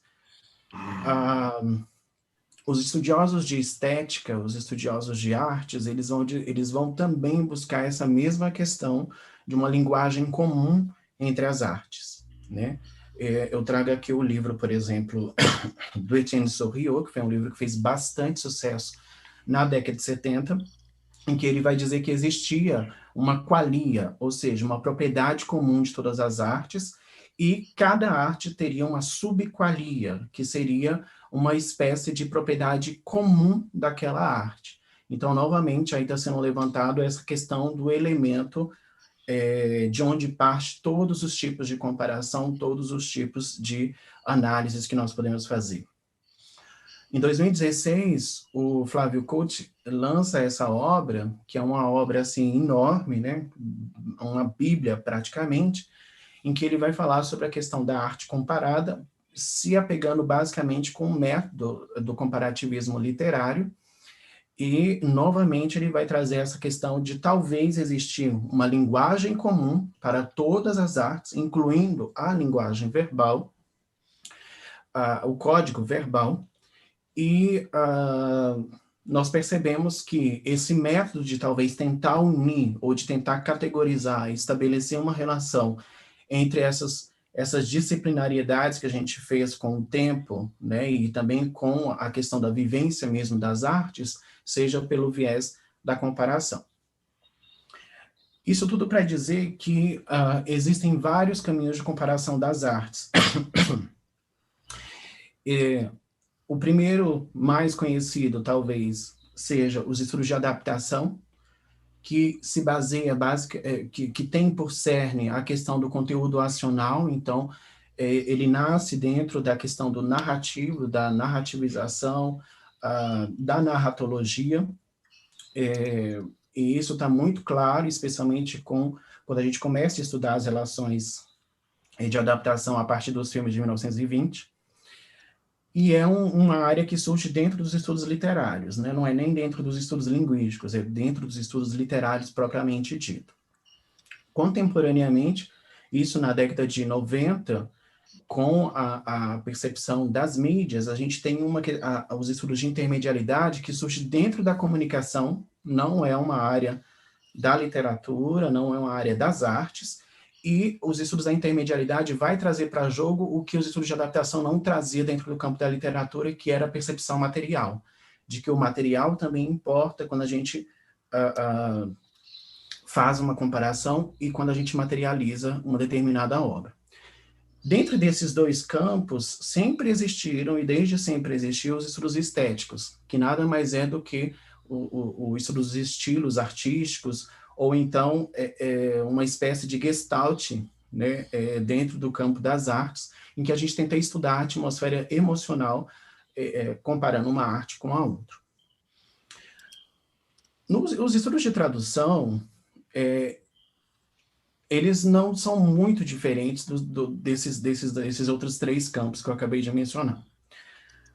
Nós poderíamos dizer que ele é uma interdisciplina, ele pode estar envolvido ali em todos esses três campos, porque a tradução tem um suporte, a tradução tem como suporte primordial o código verbal, né?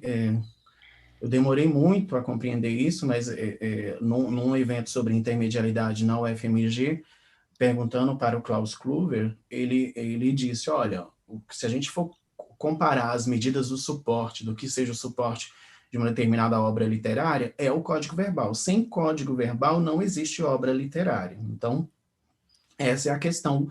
O suporte da tradução é o código verbal. Dentro da tradução, a gente tem um conteúdo que vai depender muito do que a gente está trabalhando ali. E nós temos o estilo, que, entre aspas, eu poderia colocar como o gênero textual, né? Mas claro que tem as questões de subjetividade, que aqui eu não vou entrar. Por que eu trago isso? Porque a tradução, ela é, acima de tudo, uma arte verbal, né? Ela é uma arte verbal acima de tudo. E as artes verbais, querendo ou não, elas estão entrelaçadas com os outros campos de estudo, como a comunicação, a literatura e as especificações de estética.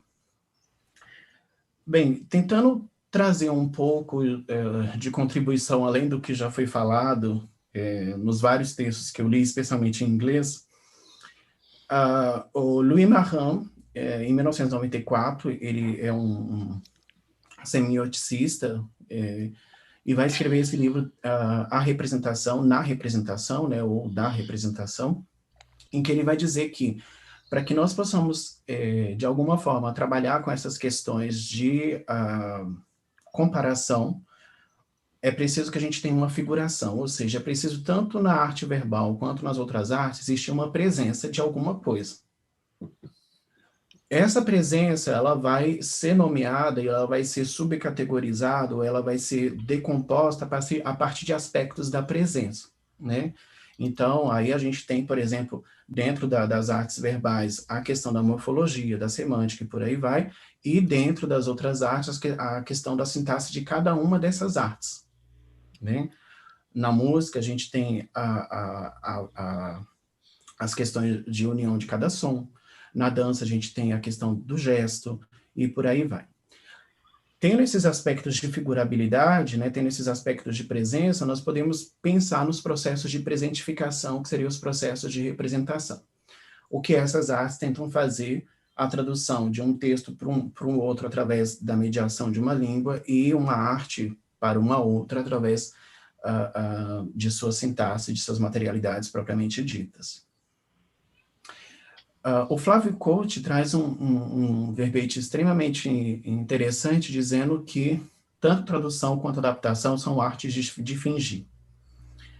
A tradução, ela finge que ela é um texto original, e a adaptação, ela também finge que ela é uma obra original, né? Então, as duas, quando a gente vai falar de artefato e de produto, nós estamos falando aí dessas questões de artes de fingir. Dentro dessas artes de fingir, toda arte tem um texto e tem um paratexto, considerando que o paratexto só vai existir diante do texto, né? Ou seja, tem que existir, e acho que aqui o professor Álvaro, assim como o John e assim como o professor, acho que Patrick, né, da fala anterior, mencionou que a gente precisa ter uma unidade comum, e essa unidade comum é o que a gente está chamando aqui de texto, né? Dentro das questões de tradução, nós temos a materialidade, a tradução, aqui eu estou considerando a tradução como uma materialidade, uma mídia que parte do verbal, e a materialidade da adaptação como uma mídia que é diversa, na realidade seria uma união de mídias, ou um conjunto de mídias. Na questão da tradução, a gente tem a paratradução, ou seja, a nota do tradutor, o prefácio, uma introdução, ou mesmo tudo aquilo que é adicionado numa tradução, um comentário e por aí vai, é o que o José Frias chama de paratradução. Toda tradução tem a sua paratradução, assim como toda adaptação também tem os seus derivados, ou seja, tem as suas decomposições.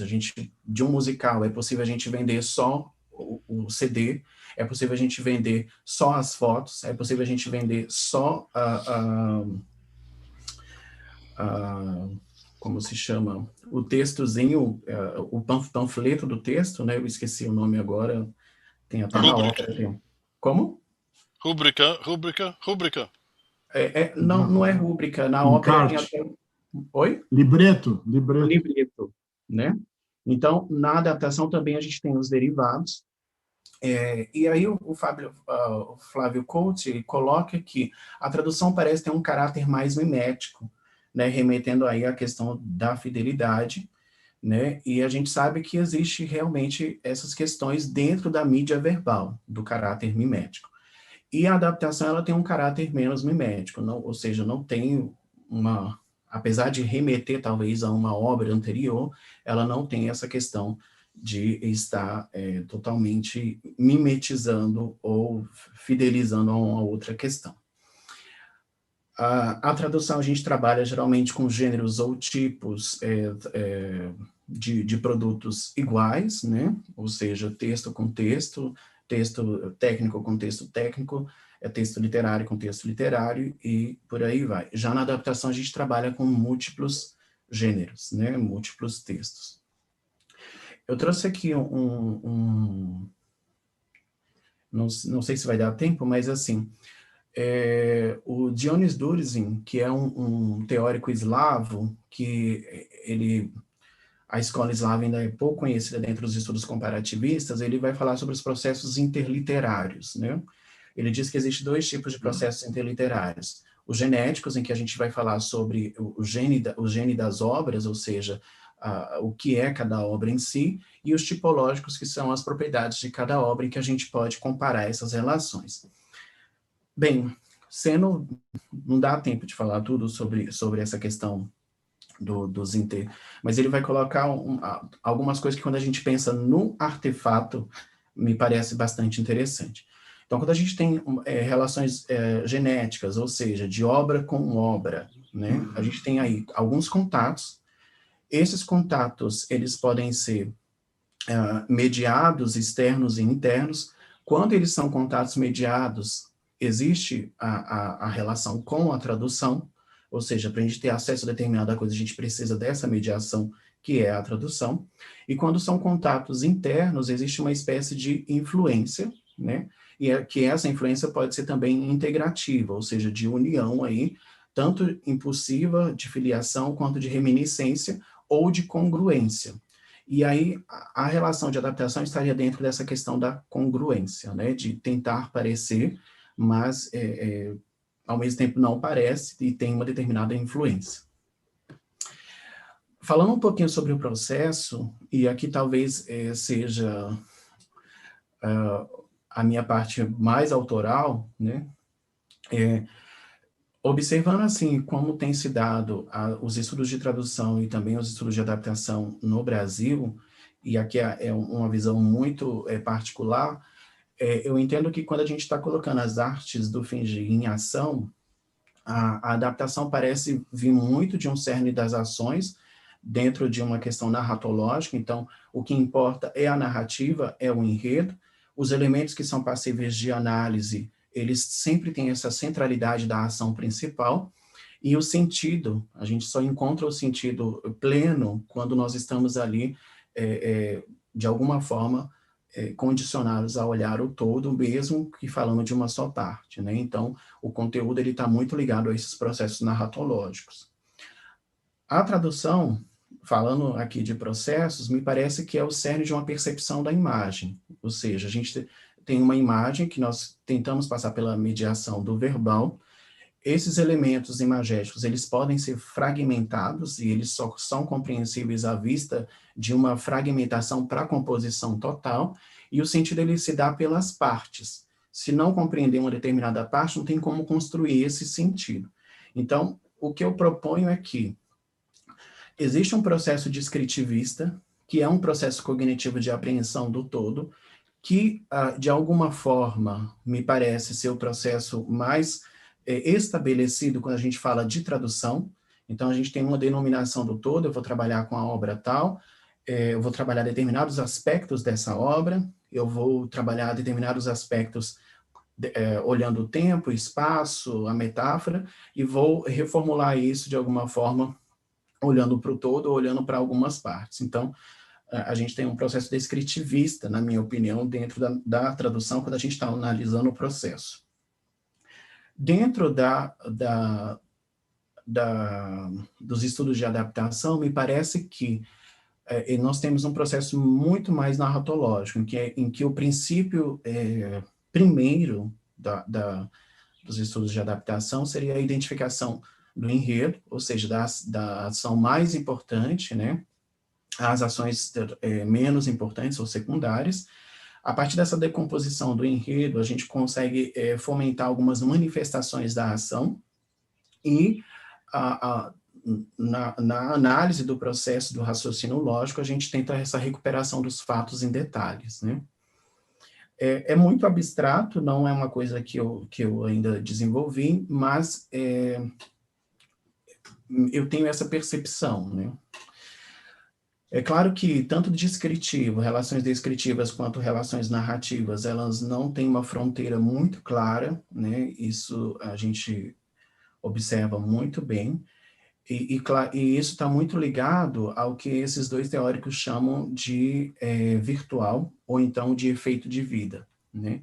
De que as obras, elas criam algumas abstrações, essas abstrações são as vidas artificiais das obras, e quando nós vamos analisar essas vidas artificiais, né, elas podem ser mediadas por suportes diferentes, sintaxes diferentes, e vão passar por uma questão de subjetividade, né, que depende muito de como aquela obra foi recebida por um dos 5 sentidos do ser humano. Isso está muito relacionado a uma teoria da estética recente, chamada arteologia, em que o Marc-Mathieu Milton vai dizer que existe o efeito de vida, né? Então, a gente trabalha dentro dessas questões de comparação, de adaptação, e da tradução também com o efeito de vida, né? Bom, é isso. Muito obrigado.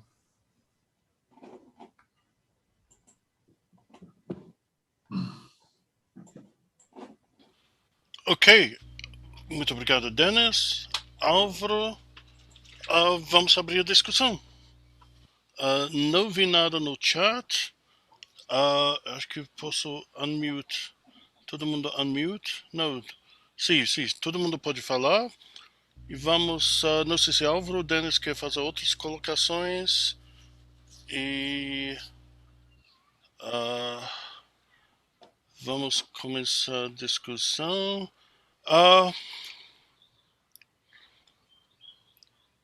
Transmídia. Então, é uma área que até pouco foi bastante nova para mim. Acho que só nos últimos meses que eu comecei a conhecer a área de transmídia. Deveríamos ir para essa área? Deveríamos introduzir nossos alunos fazendo cursos de tradução a essa área?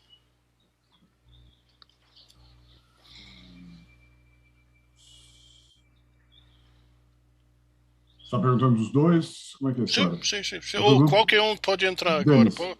Qualquer um pode falar. então eu queria dar meus 2 centavos aí na discussão. O conceito de transmídia, especialmente a partir da obra do Henry Jenkins, por exemplo, eu acho que ele permeia uma boa parte das noções que a gente tem dentro de adaptação intersemiótica. Então, eu acho que nos estudos de adaptação, ela é fundamental. Eu mesmo usei, em mais de uma vez, a ideia de uma narrativa transmediática que se compõe, muitas vezes, por meio das adaptações, né?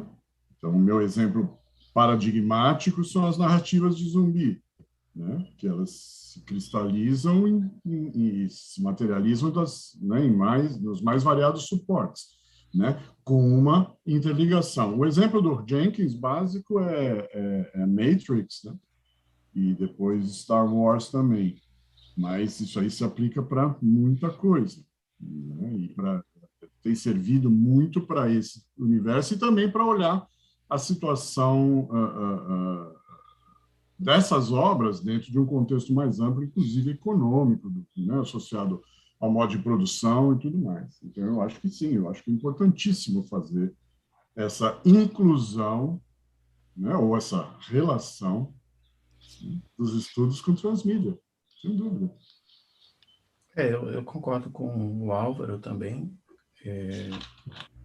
Na realidade, assim, se a gente não falar sobre intermedialidade, sobre o suporte, fica somente estudos temáticos, né? Estudos narratológicos. Então, a questão do suporte também define muito o tipo de narrativa a ser analisado, né? Ou como essa narrativa se procedeu.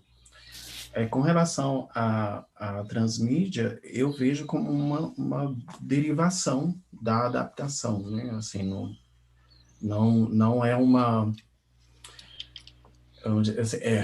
tem algumas intertextualidades, algumas reminiscências, mas não é propriamente dito a adaptação em si, né?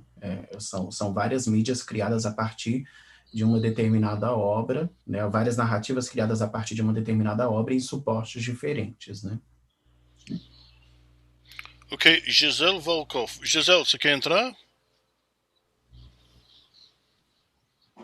Posso entrar, John. Sim. Obrigada. Obrigada a todos. Foi muito elucidatório para mim ouvir a fala do Denis. Queria até perguntar de novo se eu entendi direito, Denis, se você faz essa diferença entre a preocupação na tradução como enredo e, no caso da adaptação, mais um meio, né? E aí, tomando de empréstimo a continuidade aí da fala do professor Álvaro, a questão do interesse econômico, né, institucional de diferenciar, porque como o próprio professor John Milton falou anteriormente, as diferenças são muito, quer dizer, elas não existem, na verdade. Ele deu até o exemplo da ECA Fefeleche, né, no caso da USP, quem está estudando cinema, quem está estudando adaptação teatral, dramaturgia, texto, a quem interessa fazer essas diferenças? Acho que é uma questão mais econômica do que efetivamente teórica ou analítica, não era isso? Obrigada. Olha, eu não sei se eu faço bem uma diferença, mas para mim a adaptação ela tem duas questões interessantes, que é a materialidade, o suporte, é extremamente importante quando a gente vai falar de adaptação, porque o suporte, ele de alguma forma determina a sintaxe que nós vamos analisar, né? E na adaptação, a questão do enredo, ou seja, da narrativa, ela é muito importante, ela é bastante importante, né? Por exemplo, eu gostaria muito de ver mais estudos em que houvesse adaptações que não fossem narrativas, né? Então, eu, inclusive, tentei procurar isso, por exemplo, talvez uma adaptação que eu acho que não é narrativa, não sei se todo mundo já teve a oportunidade de ir à Pinacoteca de São Paulo, mas tem a Musa Impassível, que é uma escultura lá, e tem o poema, que eu não vou lembrar agora de quem é o poema, mas esse poema, para mim, ele não é narrativo, né? e ali nós conseguimos enxergar uma adaptação que não é narrativa, né? Então, mas são pouquíssimos exemplos que eu achei, talvez, dessa forma, né? Eu fico querendo... Então, talvez a diferença que eu faço é que a adaptação, ela precisa do meio e também da narrativa, e a tradução, ela... para ela se manter homogênea, ela não precisa da narrativa em si, né? Mas ela precisa ali estabelecer todas as ordens de decomposição para estabelecer o todo, né? Para organizar o todo. Então, a gente precisa definir, dentro da questão da tradução, a ordem correta de ser colocado aquilo. Não que não exista criatividade, mas para mim parece que tem uma coisa mais mimética na tradução, né? Eu tenho uma ideia, mas eu não sei se eu estou sabendo expressar muito bem a respeito disso, né? Mas me parece que a tradução ela é muito mais descritiva, né, do que narrativa, no sentido de que o processo, né, e também a análise. Quando você vai analisar uma tradução, por exemplo, você escolhe os trechos e nunca está se remetendo ao todo, né? Você está se remetendo àquele trecho específico, né? Aquele parágrafo ou aquela parte do livro. Claro que tem uma relação com o todo, mas essa análise da tradução é muito ali decomposta. No caso da adaptação, por mais que você escolha falar de uma parte da adaptação, você precisa do todo, você precisa se remeter a essa questão narratológica, né? Então, como você classificaria o caso da equifrase, por exemplo, a transposição de quadros para poesia? Como é que fica isso na sua compreensão? Porque aí a gente, né, tem poemas que são predominantemente descritivos, não narrativos necessariamente. Como é que fica isso? Pois é, aí no caso da equifrase é muito interessante, porque para mim a equifrase é tradução. Eu preciso do verbal, né? Eu preciso do verbal, e é muito interessante, porque você não precisa necessariamente do enredo na equifrase, né? A equifrase você pode começar a qualquer momento, de qualquer lugar, né? Inclusive de quadro, né? Tem vários poetas que fazem poemas a partir de quadros. E aí, cadê o verbal? Né? Então a equifrase é um caso à parte.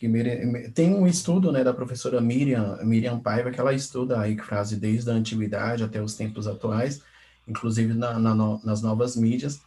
Mas a equifrase, para mim, ainda vamos dizer assim, é a intersecção entre a tradução e a adaptação. Eu não classificaria uma nem como adaptação totalmente e nem como tradução totalmente, né? Temos mais perguntas? Alguém quer entrar para fazer pergunta? Eu acho que ela fez uma pergunta para o Álvaro também, não? Ok, sim. Desculpa, talvez tenha perdido. Gisele? Ok, Gisele não está... Okay. Era mais um comentário sobre a questão estrutural, né? Essa diferença como uma resposta a demandas institucionais, a demandas departamentais.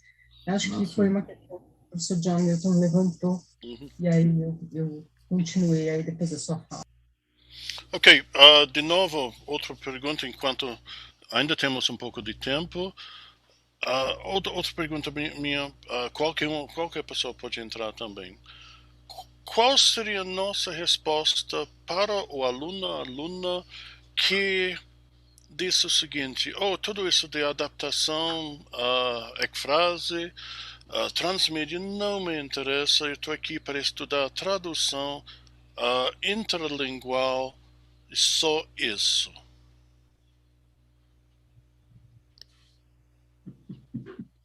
Acho que Álvaro já recebeu alguém já perguntou, fez esse comentário para Álvaro. Não. Felizmente nunca. Pelo contrário, na verdade, quando os alunos sabem que eu trabalho com essas coisas, eles querem aprender mais sobre isso, né? Porque acho que um pouco como coloquei no final da minha fala, né? São os grandes desafios que a gente enfrenta esse século, né? Eu sou um cara do século passado, mas tudo bem, né? Quando eu ponho para os alunos do curso de tradução, meus alunos são alunos de prática de tradução literária, né? E quando eu ponho isso para eles, eles falam: nossa, que legal, onde eu posso aprender mais sobre, né?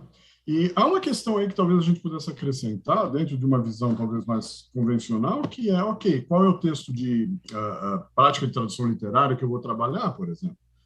Né? E aí, eventualmente, você fazer uma escolha de textos que possam te ajudar a encaminhar essa discussão também.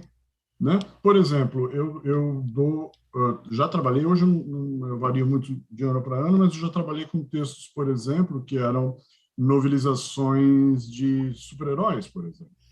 E aí você, né, por exemplo, com Wolverine, e aí você trabalhava a tradução em si do romance, né, o trecho, obviamente, e depois ia para ver como é que isso virou na imagem, no desenho animado, no filme, e aí por diante. Né? Eu trabalho com o conto de Open Window, por exemplo, né, e vejo e passo para eles o curta-metragem de Open Window, né?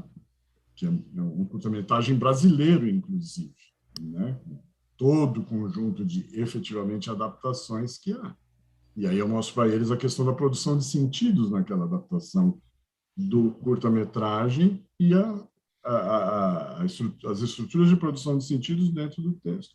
Então, eu sou, né? Como eu te disse, felizmente eu nunca tive esse tipo de problema. Talvez se alguém tenha tido, possa dizer melhor em relação à sua pergunta.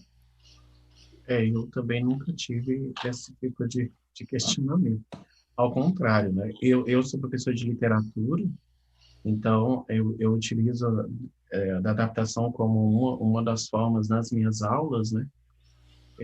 De apreensão do texto, mas também de apreensão de relações cognitivas, como a questão lógica e também como a questão de decomposição do literário, como crítico.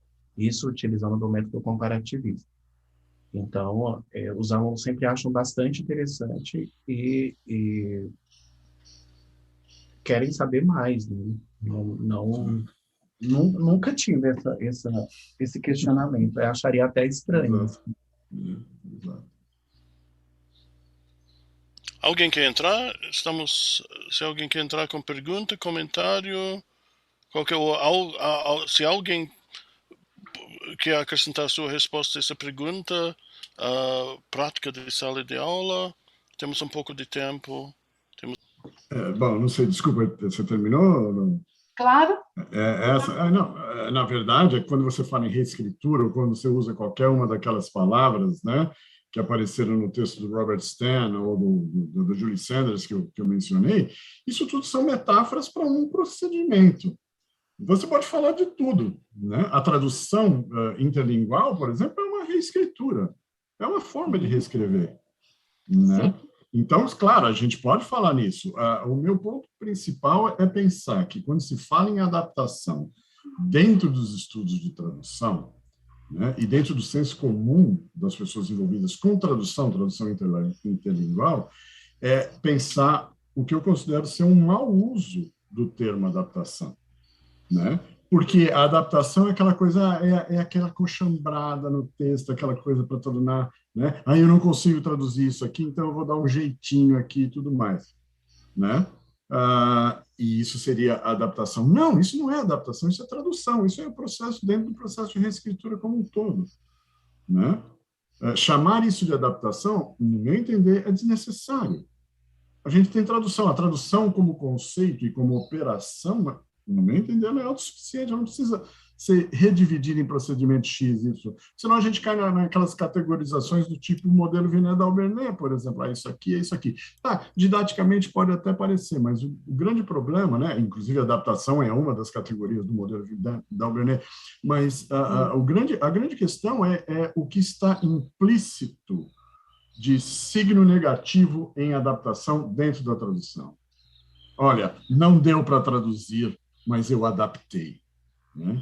Então, não está bem aquele jeito. O que é esse não está bem aquele jeito? Não está bem aquele jeito é esse desejo utópico de fidelidade absoluta. E, como nós sabemos, não existe fidelidade absoluta. Não existe, né? O conceito totalitário. Ou é ou não é. Ou é fiel ou não é fiel. Não tem meio fiel, né? É o que eu sempre digo quando eu converso sobre isso. É falar para o seu companheiro, para sua companheira, que você é meio fiel a ela. Não existe isso, né? Então, falar sobre adaptação dentro da perspectiva de tradução é essa né? Acomodação, eu acho que é um misnomer, eu acho que é um termo errado. Tá? Não sei se eu respondi a sua pergunta. Respondeu, claro. Obrigada. Eu só acrescentaria que os manuais de tradução trazem adaptação como uma questão de termos culturais, né? Quando o termo cultural é muito distante, né? Aí a gente faz uma adaptação à cultura, né? Não é uma adaptação dentro do jogo da arte em si, mas é uma adaptação da cultura, né?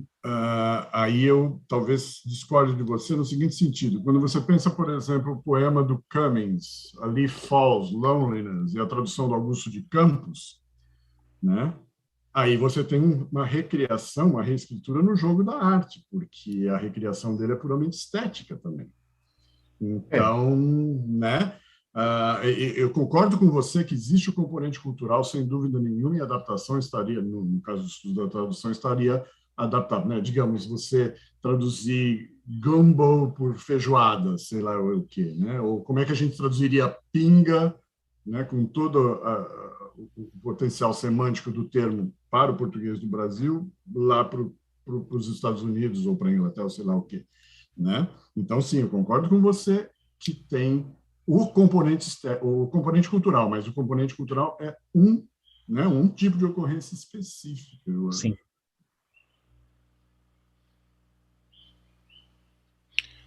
Ok, nós estamos recebendo umas perguntas. Alguém quer entrar para fazer comentário?